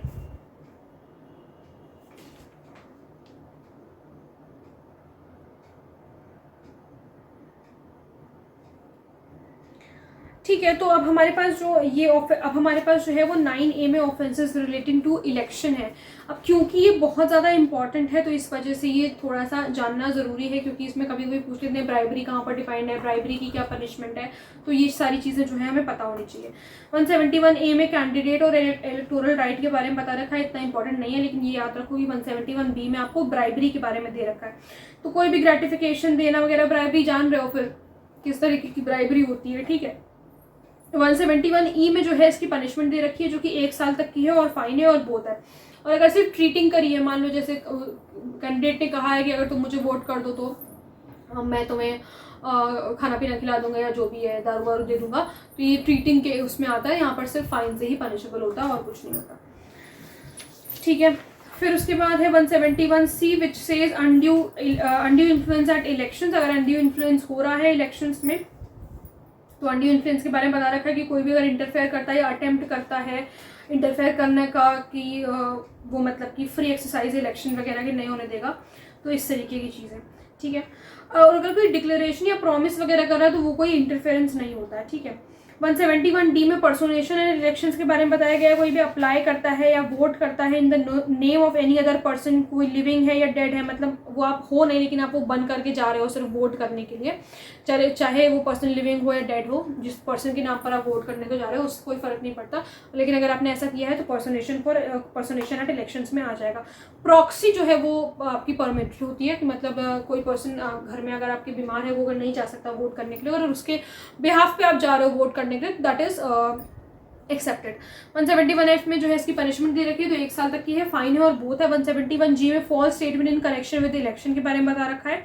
He knows or believes to be false, वो ऐसा उसको पता है कि ऐसी चीज़ गलत है, ठीक है, उसको पता है इस बात का, ऐसा वो बिलीव कर रहा है कि दैट इज़ फॉल्स, तो इसमें पनिशमेंट है फाइन की।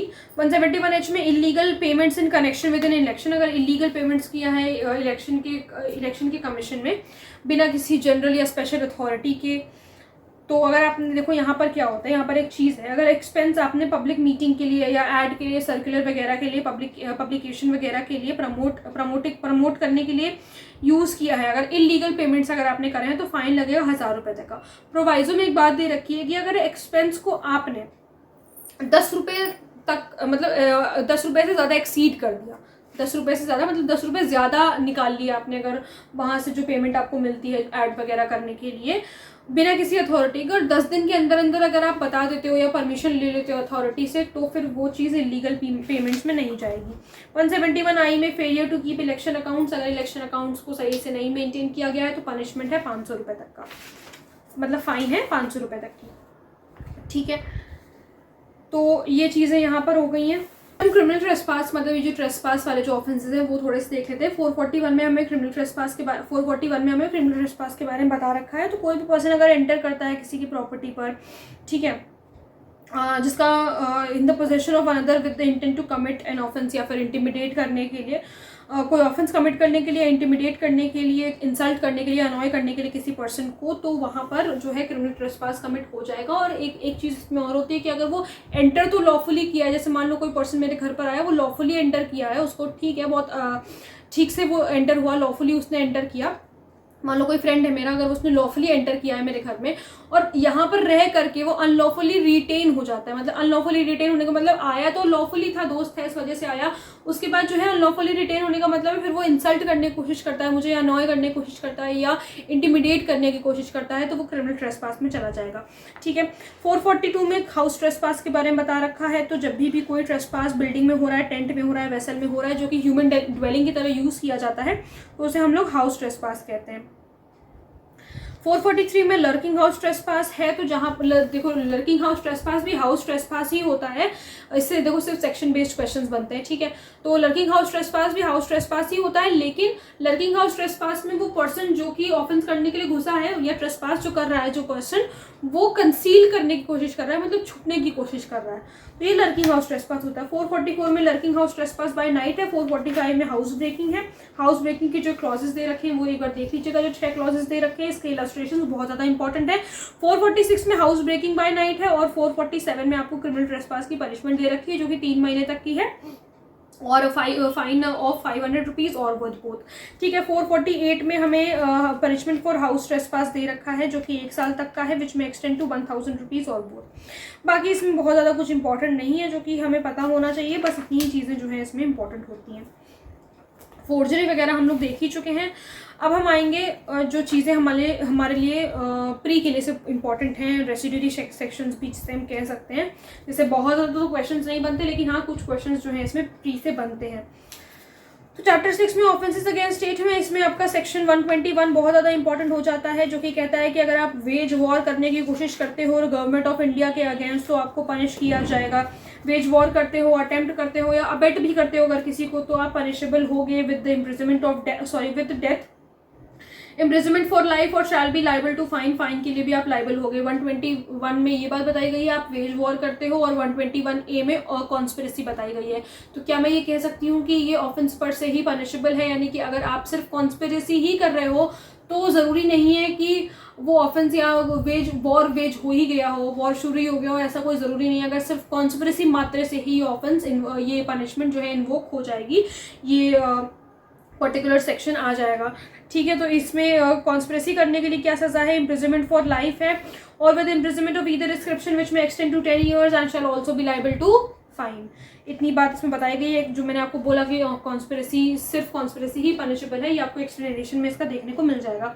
बस इसमें यही इंपॉर्टेंट है और कुछ बहुत खास इंपॉर्टेंट नहीं है। 124A सेडिशन आपके लिए इंपॉर्टेंट हो जाता है, जहाँ पर कहा गया है कि कोई भी वर्ड्स अगर ऐसे बोले गए हैं या लिखे गए हैं या साइन दिखाया गया है या विजिबल रिप्रेजेंटेशन किया गया है जिससे कि हेटरेट हो रही है किसकी तरफ, गवर्नमेंट ऑफ इंडिया की तरफ, या फिर आप किसी लोगों को एक्साइट कर दे रहे हो, एक्साइट या इंसाइट जो भी कह लो, आप लोगों को इस तरीके से अबेट कर रहे हो कि वो जो है गवर्नमेंट ऑफ इंडिया की तरफ उनका हेटरेट या हेट बढ़ता ही जा रहा है, तो वो सेडिशन की कैटेगरी में आता है, जिसमें पनिशमेंट इम्प्रिजनमेंट फॉर लाइफ भी हो सकती है या फिर इम्प्रिजनमेंट हो सकती है 3 साल तक की, जिसमें कि फाइन भी ऐड हो सकता है, ठीक है।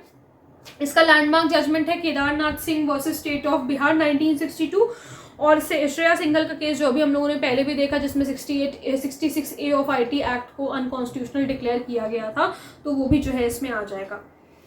यहाँ पे कोई एक लड़की थी जो स्कूल गोइंग गर्ल थी, उसने जो है गवर्नमेंट ऑफ इंडिया के अगेंस्ट कुछ मतलब ऐसे टिप्पणी टाइप की, क्रिटिसिज्म टाइप का कर दिया था फेसबुक में, तो इसलिए जो है उसको ये सारी चीज़ें स्ट्रक डाउन वगैरह हुई थी 66A ऑफ IT एक्ट, और ये कहा गया कि 124A जो है वो वायलेट कर रहा है आर्टिकल 19 ऑफ द कॉन्स्टिट्यूशन को, ठीक है। तो इसके बाद क्या है, चैप्टर 6 के बाद चैप्टर 7 है, चाहो तो छोड़ सकते हो, इसमें कुछ भी ऐसा इंपॉर्टेंट नहीं है। 140 में इसका सिर्फ सेक्शन 140 इंपॉर्टेंट है, जो कि ये बता रहा है कि अगर कोई भी पर्सन गार्ब पहन रहा है या carrying token use by soldier, जो कि सोल्जर सेलर या एयरमैन यूज़ करते हैं, उनकी यूनिफॉर्म है, मतलब बेसिकली सेलर की या सोल्जर की यूनिफॉर्म पहन के कोई बंदा घूम रहा है, वो बंदा इस वजह से घूम रहा है ताकि लोग उसको मान लें कि वो सोल्जर है, ठीक है। तो ऐसे में सजा है, मतलब उसका इलविल है, इंटेंशन खराब है, ठीक है। तो एक्सटेंड होगा 3 महीने तक के लिए पनिशमेंट, और फाइन हो सकता है 500 रुपीज़ तक का, या फिर दोनों चीज़ें भी हो सकती हैं। तो इसमें बस यही इंपॉर्टेंट है, और कुछ आपको इसमें नहीं देखना है इस वाले चैप्टर में। चाहो तो पूरा छोड़ सकते हो बस, लेकिन 140 सेक्शन बेस्ड क्योंकि कभी कभी पूछ लिया जाता है, इस वजह से इंपॉर्टेंट है। फिर उसके बाद हम आएंगे चैप्टर नंबर 8 पे, जो कि हमें of offences against public tranquillity के बारे में बता रहा है। 141 से 160 तक है। तो क्या सारे सेक्शंस इंपॉर्टेंट है? नहीं। 141, 149 ये गिने चुने सेक्शन जहाँ पे अनलॉफुल असेंबली की पनिशमेंट दे रखी है वो बता रहा है। अनलॉफुल असेंबली होता क्या है? अनलॉफुल असेंबली कुछ 4-5 से ज़्यादा लोग इस वजह से इकट्ठा हुए हैं ताकि पब्लिक पीस को डिस्टर्ब कर सकें, पब्लिक को डिस्टर्ब कर सकें, कुछ भी न्यूसेंस फैलाने के लिए वो जो है इकट्ठा हुए हैं, तो वो अनलॉफुल असेंबली कही जाएगी। 5 ऑब्जेक्टिव हो सकते हैं बेसिकली। 5 ऑब्जेक्टिव वो क्या हैं? वो 5 ऑब्जेक्टिव है to overthrow government of India by criminal force की, मतलब गवर्नमेंट ऑफ इंडिया को ही हटाने की बात कर रहे हैं क्रिमिनल फोर्स यूज करके। और दूसरी चीज़ क्या हो सकती है? एग्जीक्यूशन ऑफ लॉ का रेजिस्ट करने के लिए, लॉ अच्छी तरीके से एग्जीक्यूट हो रहा है उसको रेजिस्ट करने के लिए जो है वो इकट्ठा हुए हैं। मिसचीफ कमिट करने के लिए, ट्रेसपास कमिट करने के लिए, to obtain possession of any property और deprive a person of the enjoyment of a right of way, यानी कि बेसिकली उस पर्सन की पर्टिकुलर प्रॉपर्टी को का पोजेशन लेने के लिए, जैसे हम कह सकते हैं कब्जा करने के लिए 5 या 5 साल लोग बढ़िया उसको मार पीट के जो है उसकी प्रॉपर्टी का पोजेशन ले लिया जाएगा आज। ये अनलॉफुल असेंबली हो गई, ठीक है। फिर उसके बाद जो compel any person to do what he is not legally bound to do और to omit what he is entitled, कोई ऐसा पर्सन उसको जबरदस्ती कंपेल कर रहे हैं कोई ऐसा काम करने के लिए जो कि वो कभी नहीं करेगा, और या फिर जो उसका काम है वो उसको नहीं करने दे रहे हैं, उसको ओमिट करा रहे हैं, ठीक है।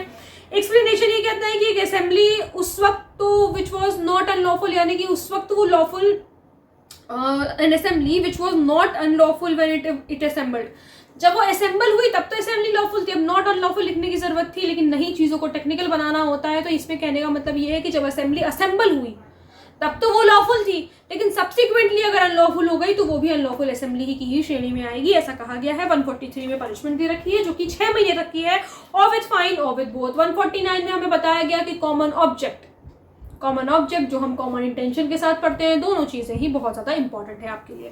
इसके डिफरेंसेस ध्यान से देख लीजिएगा। देखिए सेक्शन 149 कह रहा है कि every member of unlawful assembly guilty of offence committed in prosecution of a common object, common object के लिए अगर हर वो मेंबर, जैसे कॉमन इंटेंशन में हर एक मेंबर लाइबल है, उसी तरीके से अनलॉफुल असेंबली में हर एक मेंबर लाइबल है अनलॉफुल असेंबली का, ठीक है।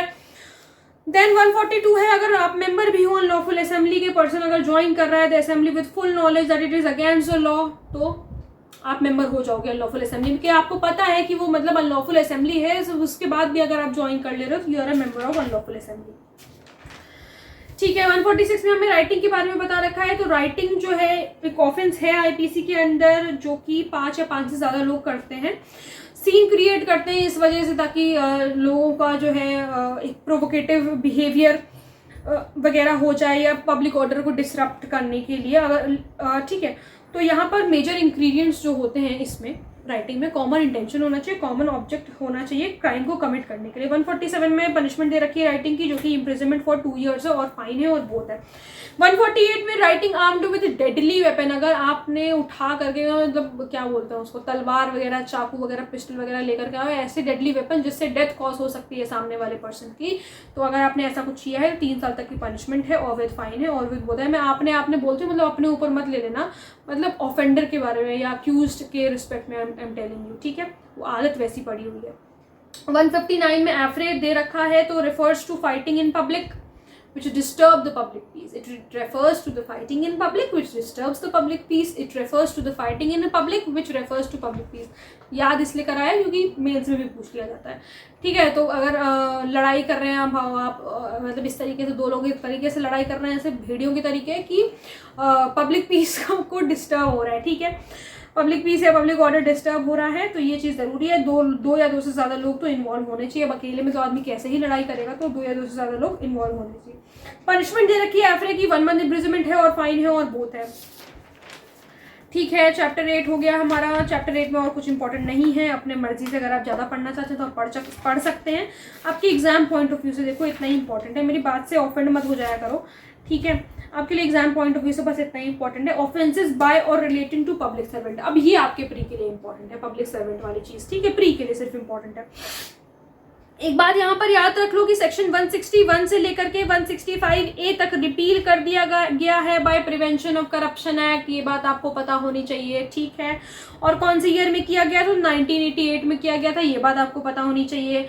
166 में कहा गया कि कोई भी ऐसा पब्लिक सर्वेंट जो कि लॉ को डिसोबे कर रहा है इस वजह से कि किसी और पर्सन को इंजरी कॉज हो जाए, तो ऐसे में उसको सिंपल इम्प्रिजनमेंट हो सकती है, जो कि 1 साल तक हो सकती है, और with fine or with both. 166A में कहा गया कोई भी पब्लिक सर्वेंट डिसोबे कर रहा है डायरेक्शन अंडर लॉ, ये अगर FIR रजिस्टर करने से मना कर रहा है, तो इस तरीके का अगर कोई काम कर रहा है तो 166A में जाएगा, ठीक है, जिसको पनिशमेंट हो सकती है रिगरस इम्प्रिजनमेंट। मत सिर्फ ये FIR वाला नहीं हो, और भी दो चीजें और हैं, देख लेना आप लोग, ठीक है।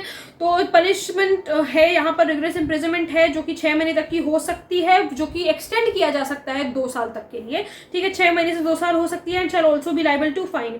166B में बताया गया है कि अगर नॉन ट्रीटमेंट किया गया विक्टिम का, कोई भी हॉस्पिटल ने अगर विक्टिम को एडमिट करने से मना कर दिया, चाहे वो प्राइवेट हॉस्पिटल हो, चाहे वो गवर्नमेंट अथॉरिटी रन कर रही हो, उससे कोई फर्क नहीं पड़ता है, उनकी तबीयत पे कोई असर नहीं पड़ेगा, लेकिन इन लोगों की तबीयत पे जरूर असर पड़ जाएगा। अगर हॉस्पिटल वाले मना कर देते हैं तो उनके ऊपर भी सजा लगाई गई है यहाँ पर 1 साल तक की, or with fine or with both. और यहाँ पे कुछ ऐसा इंपॉर्टेंट नहीं है जो आपको पढ़ना चाहिए। 171 एक बार देख लेना कि वियरिंग गार्ब और carrying token used by public servant with fraudulent intent, जैसे कि हम लोगों ने 140 में देखा कि आप सोल्जर, सेलर और एयरमैन का यूनिफॉर्म पहन के घूम रहे हो, वैसे यहाँ पे एग्जांपल ले लो कि किसी पुलिस ऑफिसर का कोई यूनिफॉर्म पहन के घूम रहा है, फ्रॉडुलेंट इंटेंट से कि सामने वाला माने, डरे उससे पुलिस वाला है भाई, ठीक है। तो ऐसे में जो है इम्प्रिजनमेंट है 3 महीने तक की, विच में एक्सटेंड टू 3 महीने तक की इम्प्रिजनमेंट है, 200 रुपए तक का फाइन है, और विद बोथ, ठीक है। बाकी हम इलेक्शन वाले ऑफेंसेस देख ही चुके हैं। चैप्टर 9 हम देख चुके हैं। चैप्टर 10 पे हम आते हैं। इसमें सिर्फ 3 सेक्शंस आपके लिए इंपॉर्टेंट हैं, जो कि है सेक्शन 186। 186 ये कह रहा है कि अगर आप ऑब्स्ट्रक्ट कर रहे हो किसी भी पब्लिक सर्वेंट को उसके फंक्शंस डिस्चार्ज करने के लिए, कोई भी मेरे जैसा आदमी अगर ऑब्स्ट्रक्ट कर रहा है पब्लिक सर्वेंट को कि यार आप ही काम नहीं कर सकते, आप इस तरीके से कैसे काम कर सकते हैं, फालतू में मतलब ऑब्स्ट्रक्ट कर रहा है अगर, तो 3 महीने तक की इम्प्रिजनमेंट है, और फाइन है 500 रुपए तक का, और बोथ। 187 में बताया गया है कि अगर आप ओमिशन कर रहे हो किसी भी पब्लिक सर्वेंट को, अगर आपकी मदद चाहिए, मतलब बेसिकली मान लो मेरा घर यहीं पर है, ठीक है, और सामने अगर कोई मर्डर हुआ है, मेरे घर के जस्ट सामने मर्डर हो गया है, मुझे पता है उसके बारे में कि कौन था, कैसा दिखता था, लेकिन I am not assisting that public servant, I am not assisting that public officer, police officer, तो यहाँ पर जो है मुझे लाइबल किया जा सकता है अंडर सेक्शन 187 IPC। बहुत इंपॉर्टेंट है, पूछा जाता है। जहां पर सजा हो सकती है 1 महीने तक की और फाइन विच में एक्सटेंड टू 200 रुपीज।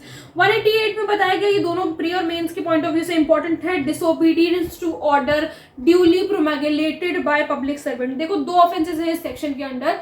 अगर आपने डिसओबे किया पब्लिक सर्वेंट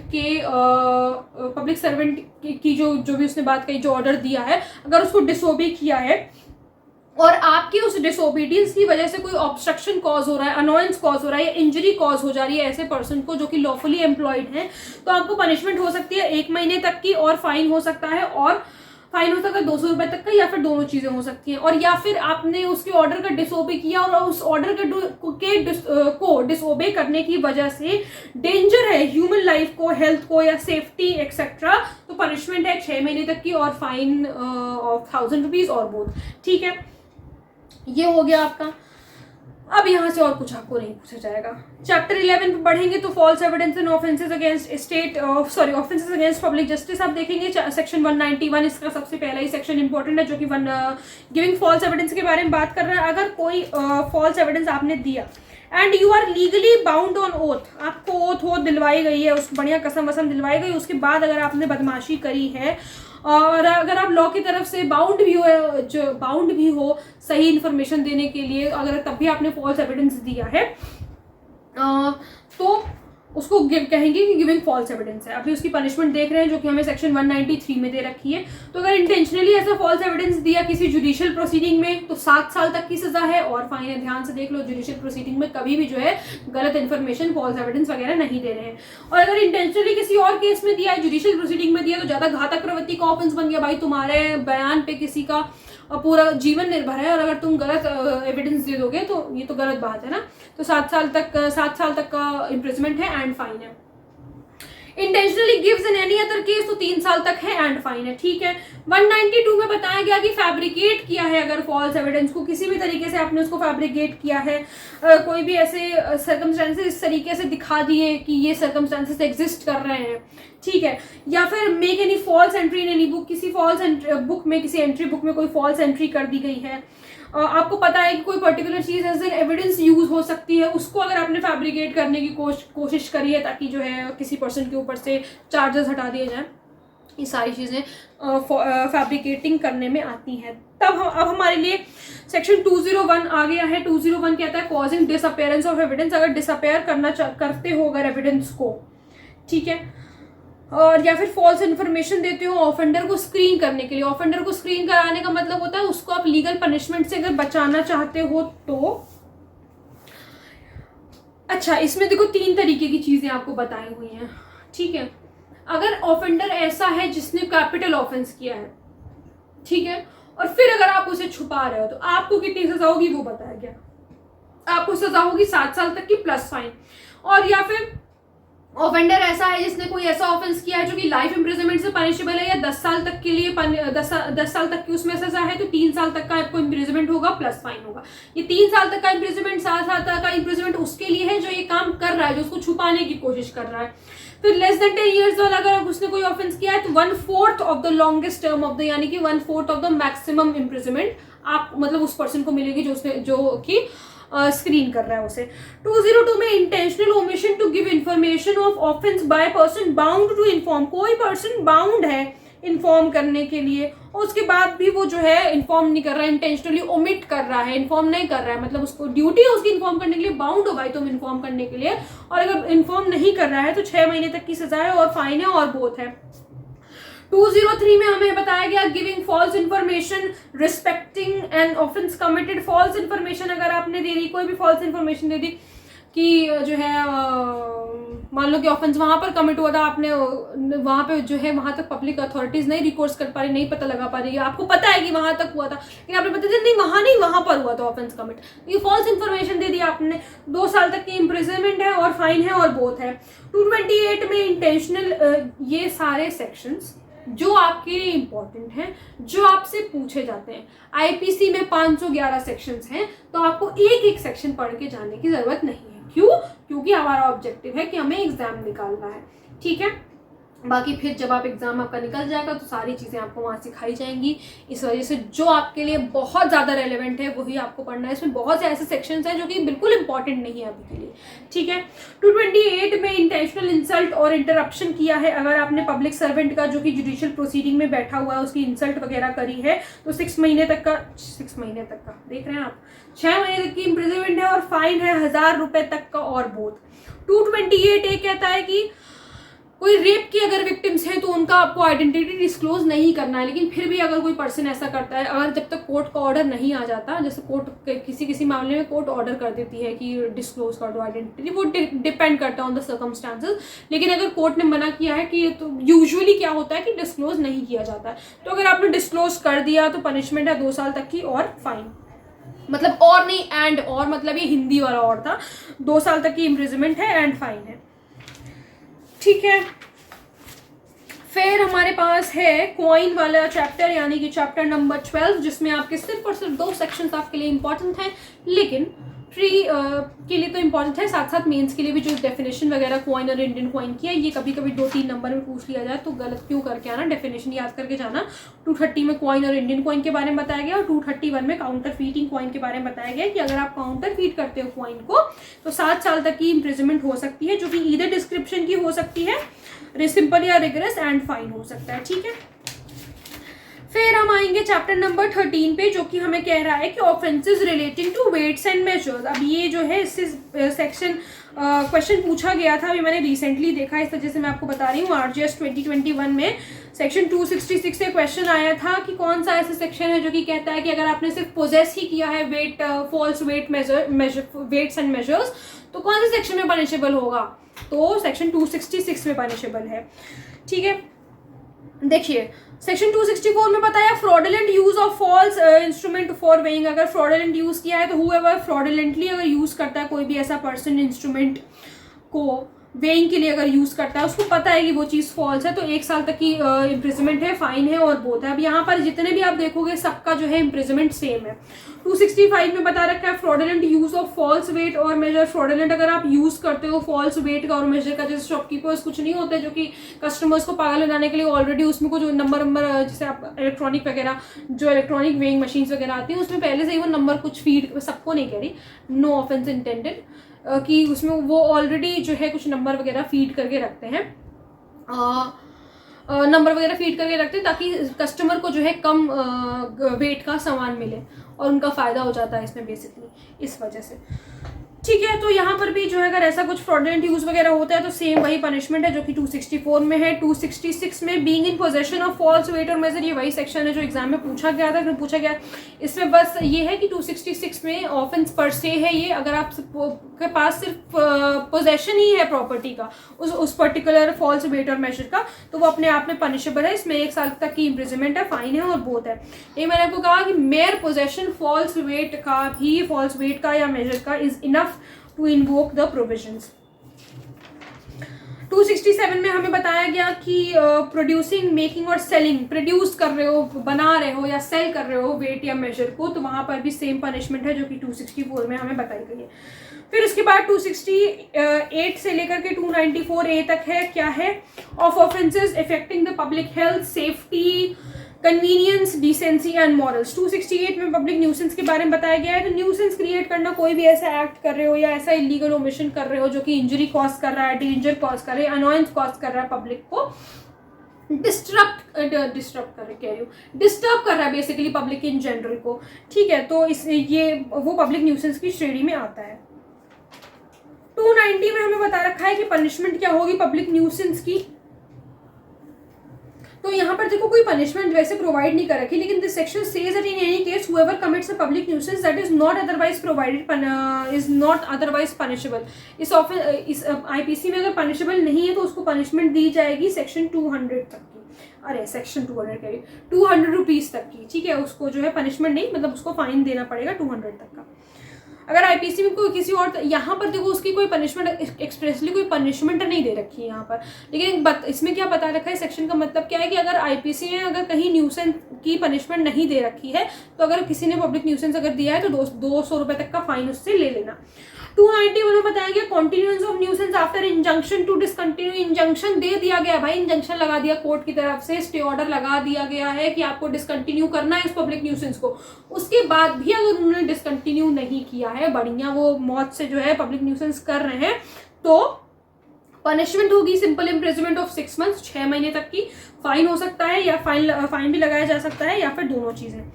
292 अब आपके लिए इंपॉर्टेंट हो जाता है जो कि कहता है sale etcetera of obscene books etcetera. Obscene books को अगर बेचा गया है या जिसमें काफ़ी अभद्र तरीके की पिक्चर्स बने हुए हैं, कुछ भी है, रिप्रेजेंटेड है किसी भी तरीके से, कोई भी ऐसा रिप्रेजेंटेशन है विच इज़ ऑब्सीन, तो यहाँ पर सिर्फ सेल ही नहीं है, सेलिंग है, लेट टू हायर है, डिस्ट्रीब्यूटिंग है, पब्लिकली अगर आप एग्जिबिट कर रहे हो, सर्क्यूलेट कर रहे हो, तो कोई भी ऐसी चीज़ जो कि कंसिडर्ड है टू बी ऑब्सीन, ठीक है, तो वो ऑब्सीन के ही श्रेणी में आएगा। और एक बात याद रखो कि सिर्फ इस पर्टिकुलर चीज़ का पोजेशन ही होना इज एन ऑफेंस पर से, मतलब आपके पास पोजेशन भी है अगर, तो जो है आपको पनिश कर दिया जाएगा, ठीक है। फिर उसके बाद है 293 के इसमें एक मिनट पनिशमेंट देख लेते हैं। सेल ऑफ ऑब्सीन बुक्स, तो अगर फर्स्ट टाइम ऑफेंडर है तो 2 साल तक की पनिशमेंट है, फिर the fine of 2000 rupees. Second और सब्सिक्वेंट कन्विक्शन अगर हुआ है तो 5 साल तक की पनिशमेंट है, या फिर फाइन लगाया जा सकता है 5000 रुपए तक का। 293 में बताया गया कि सेल कर रहे हैं, हायर कर रहे हैं, वही सारी चीजें एग्जिबिट कर रहे हैं, या फिर डिस्ट्रीब्यूट कर रहे हैं या सर्क्यूलेट कर रहे हैं कोई भी ऐसे प्रोडक्ट्स जो कि मेंशन है under section 292 to the young person यानी कि 20 साल से कम की अगर उसकी उम्र है, तो ऐसे पर्सन को आप समझ रहे हो किस तरीके के ऑब्जेक्ट जो सेक्स टॉयज वगैरह होते हैं या इस तरीके के ऑब्जेक्ट्स होते हैं जो कि ऑब्सीन माने जाते हैं। तो अगर इस तरीके के पर्सन को बेच रहे हो हु इज यंग, 20 साल से कम की अगर उसकी उम्र है, तो 293 में पनिशेबल होगा। और इसमें जो है अटेम्प्टिंग और ऑफरिंग, अगर आपने अटेम्प्ट भी किया या आपने उसको ऑफर भी किया तो भी ये पनिशेबल होता है। पनिशमेंट इसकी है क्या, फर्स्ट टाइम ऑफेंडर अगर है तो सिंपल या रिग्रेस इंप्रिजनमेंट कुछ भी हो सकती है, 3 साल तक की हो सकती है जो कि 2000 रुपए तक की होगी। सब्सिक्वेंट ऑफेंडर अगर है तो ईदर इंप्रिजनमेंट यानी कि सिंपल या रिग्रेस कुछ भी हो सकती है, मैक्सिमम 7 साल तक की with fine of up to ₹5,000, ठीक है। 294 में बताया गया कोई भी ऐसे ऑब्सीन एक्ट या सॉन्ग, कोई भी ऐसी ऑब्सीन तरीके की आप हरकत कर रहे हो, ऐसे जेस्चर्स कर रहे हो या फिर ऐसे कोई गाने गा रहे हो पब्लिक प्लेस में जो कि बेसिकली डिस्टर्ब कर रहा है, लेकिन अनॉयंस कॉज होना चाहिए। ऐसे नहीं कि लोग अगर एंजॉय कर रहे हैं तो फिर एंजॉय करने तो उनको तो सेक्शन इन्वोक नहीं होगा, ठीक है, लेकिन अनॉयंस जो है इसमें कॉज होना बहुत ज़्यादा जरूरी है। अगर अनॉयंस नहीं कॉज हो रहा है तो फिर ये सेक्शन इन्वोक नहीं होता है, जिसकी पनिशमेंट दे रखी है 3 महीने तक की और फाइन और बोथ, ठीक है। 294A में कीपिंग द लॉटरी ऑफिस, अगर आपने ऐसी लॉटरी का ऑफिस रखा है which is not authorised by the government, तो यहाँ पर उसको पनिश किया जाएगा। ये इंसर्ट किया गया था आईटीसी के अमेंडमेंट एक्ट 1870 से, ये आपको पता होना चाहिए। तो अगर ऐसा कुछ आपने किया है, देखो तो पहला पॉइंट जो है इस सेक्शन में ये बताता है कि अगर आपने कोई ऑफिस रखा है लॉटरी ड्रॉ करवाने के लिए जो कि स्टेट लॉटरी नहीं है और ना ही वो जो है स्टेट गवर्नमेंट के द्वारा ऑथराइज करी गई है, तो ईदर इम्प्रिजनमेंट होगा। मतलब कि जहां मैं ईदर इम्प्रिजनमेंट बोल रही हूँ वहां समझो सिंपल या रिग्रेस दोनों में से कुछ भी हो सकता है, 6 महीने तक का है और फाइन और बोथ है। सेकंड पॉइंट इसका ये कहता है कि सेक्शन जो है पेनलाइज कर रहा है कोई भी ऐसा प्रपोजल भी अगर आप करते हो किसी को related to a lottery, offer भी करते हो अगर लॉटरी, तो वो भी पनिशेबल है, जिसमें पनिशेबल है फाइन से विच इज 1000 रुपीज, ठीक है। फिर हम आते हैं अपने आज लास्ट चैप्टर पे, चैप्टर नंबर 15 जो कि प्री और मेंस दोनों के लिए इंपॉर्टेंट है। कहता है कि ऑफेंसेस रिलेटिंग टू रिलीजन 295 से 298 तक हैं। तो बेसिकली ये ऑफेंसेस क्यों रिलीजन से रिलेटेड ऑफेंसेस रखे गए हैं, क्योंकि people are very much connected with their spiritual beliefs, जो भी उनके स्पिरिचुअल बिलीव्स हैं, be it of any religion, the people are very connected, they do not want to listen anything against the religion, no one wants to listen, ठीक है, unless and until he is a atheist, ठीक है, no one wants to listen all this। तो इस वजह से इन सारी चीज़ों को ऑफेंस की श्रेणी में डाला गया है कि अगर कोई ऐसी बदतमीजी होती है तो वो पनिशेबल है। देखो किस हद तक पनिशेबल है। 295 में बताया गया अगर injuring defiling place of worship with intent to insult the religion of any class, कोई भी पर्सन डैमेज कर रहा है, इंजर कर रहा है या डिफाइल कर रहा है, जैसे मंदिर में जाकर के मूर्तियां तोड़ देना, तो ये एक तरीके के ऑफेंस की कैटेगरी में आ जाएगा। You are damaging the the thing which is worshipped by the Hindu people, ठीक है। तो कोई भी ऐसा वर्शिप का प्लेस है, वहाँ पर जाकर के आप कोई भी ऐसा होली ऑब्जेक्ट को भी अगर आप जो है वो कर दे रहे हो, डैमेज कर दे रहे हो, तो that is considered as an offence under section 295, जिसमें 2 साल तक की इम्प्रिजनमेंट है, फाइन है और बोथ है, ठीक है। एंड इसमें इंटेंशन और नॉलेज बहुत ज़्यादा ज़रूरी है। 295 में और 296 में आपको इंटेंशन और नॉलेज देखने को मिलेगा ही मिलेगा। इंटेंशन और मैलिफाइड इंटेंशन बेसिकली होना चाहिए, और आपको नॉलेज होनी चाहिए कि अगर आप ऐसा करोगे, आपको ज्ञान होना चाहिए इस बात का कि अगर आपने ऐसा किया तो सामने वाले के रिलीजियस सेंटिमेंट्स को हर्ट हो सकता है। 296 हम अभी नहीं पढ़ रहे, मैंने गलत बोला। 295 में और 295 और 297 में मैलिफाइड इंटेंशन और नॉलेज की जरूरत है।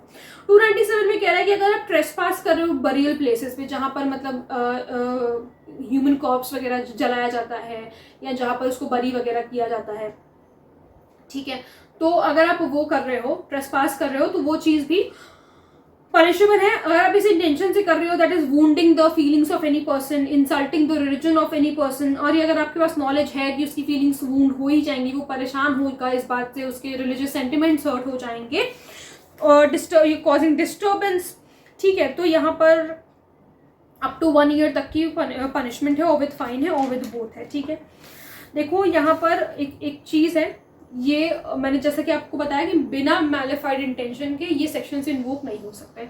एक जो इंपॉर्टेंट क्वेश्चन यहाँ से पूछा जाता है कि अगर आपने क्या इंडिग्निटी कॉज करी है ह्यूमन कॉर्प्स को, ठीक है, यानी कि जो डेड बॉडी अगर आपने उसको इंडिग्निटी कॉज करी है, तो क्या वो इन सेक्शंस के अंडर आता है या नहीं आता? वो बिल्कुल आता है सेक्शन 297 के अंदर। तो 3 बातें हैं जो आपको पता होनी चाहिए इस सेक्शन में, वो ये कि इंडिग्निटी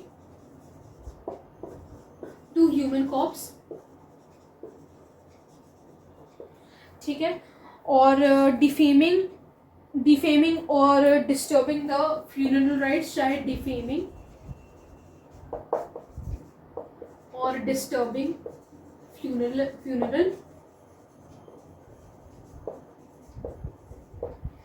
फ्यूनरल राइट्स एंड, हाँ बस इतना ही काफ़ी है। डिफेमिंग और, अच्छा ये डिफेमिंग यहाँ के लिए, डिफेमिंग यहाँ के लिए, अगर आप डिफेम कर रहे हो, ठीक है, तो ये सेक्शन 297 के अंदर पनिशेबल है। ये सारी चीज़ें भी 297 के एम्बिट में आती हैं, ठीक है।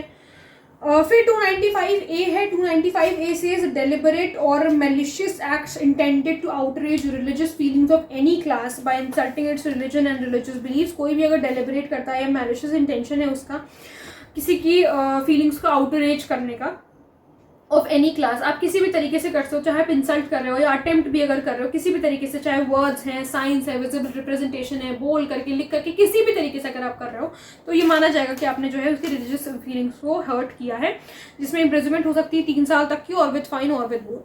298 में बताया गया uttering words etcetera with deliberate intent to injure the religious feelings of religious beliefs of any person. आपने कुछ ऐसे शब्द बोले हैं जिससे आपका इंटेंट है कि उसको जो है रिलीजियस फीलिंग्स उसकी हर्ट हो जाए या रिलीजियस बिलीव्स उसके हर्ट हो जाए, जिस पे वो विश्वास करता है, वो चीज़ें जो है उसकी इंजर हो, ठीक है। तो कोई भी ऐसे डेलिबरेट इंटेंशन के साथ अगर if wounding the religious feelings of any person, या फिर कोई ऐसा ऑब्जेक्ट उसकी साइट के मतलब उसके आंखों के सामने कोई ऐसा ऑब्जेक्ट रख देता है जिसकी वजह से उसकी रिलीजियस फीलिंग्स को ठेस पहुंचेगी, और कोई ऐसे वर्ड्स अटर करता है या कोई ऐसा आवाज़ निकालता है या जेस्चर करता है, तो पनिशमेंट है 1 साल तक की, or with fine or with both. Then 296 last section which says disturbing religious assemblies. Religious assemblies को अगर आप डिस्टर्ब कर रहे हो, जैसे असेंबली है कहीं पर को बहुत बड़ी पूजा वगैरह हो रही, लेकिन वो असेंबली लॉफुल होनी चाहिए, ठीक है। जो रिलीजियस असेंबली हो रही है वो ऑब्वियसली वो असेंबली लॉफुल होनी चाहिए। कहीं कोई कहीं पर पूजा वगैरह हो रही है, ठीक है, कोई बहुत बड़ी पूजा वगैरह हो रही है, तो अगर आप उसको डिस्टर्ब कर रहे हो तो that is covered in the section 296 से। तो disturbing any assembly which is lawfully engaged, या फिर कोई रिलीजियस सेरेमनीज वगैरह हैं, वो चीज़ें अगर हो रही है, जैसे कि रिलीजियस सेरेमनी शादी भी मानी जाती है हिंदूज़ में, तो अगर वैसा कुछ हो रहा है तो वो भी जो है that is also considered as a disturbing religious assemblies. तो आप लाइबल हो गए, उसके लिए पनिशमेंट जो है 1 साल तक की है और विद फाइन है और विद बोथ है, ठीक है। यहाँ पर इस सेक्शन के अंदर ये समझना, रिलीजियस असेंबलीज के बारे में बात कर रहे हैं, तो जो इंडिविजुअल अगर कोई पूजा कर रहा है या कुछ भी कर रहा है तो इंडिविजुअल के लिए ये सेक्शन इन्वोक नहीं होता, ये सिर्फ असेंबली के लिए इन्वोक होता है, ठीक है।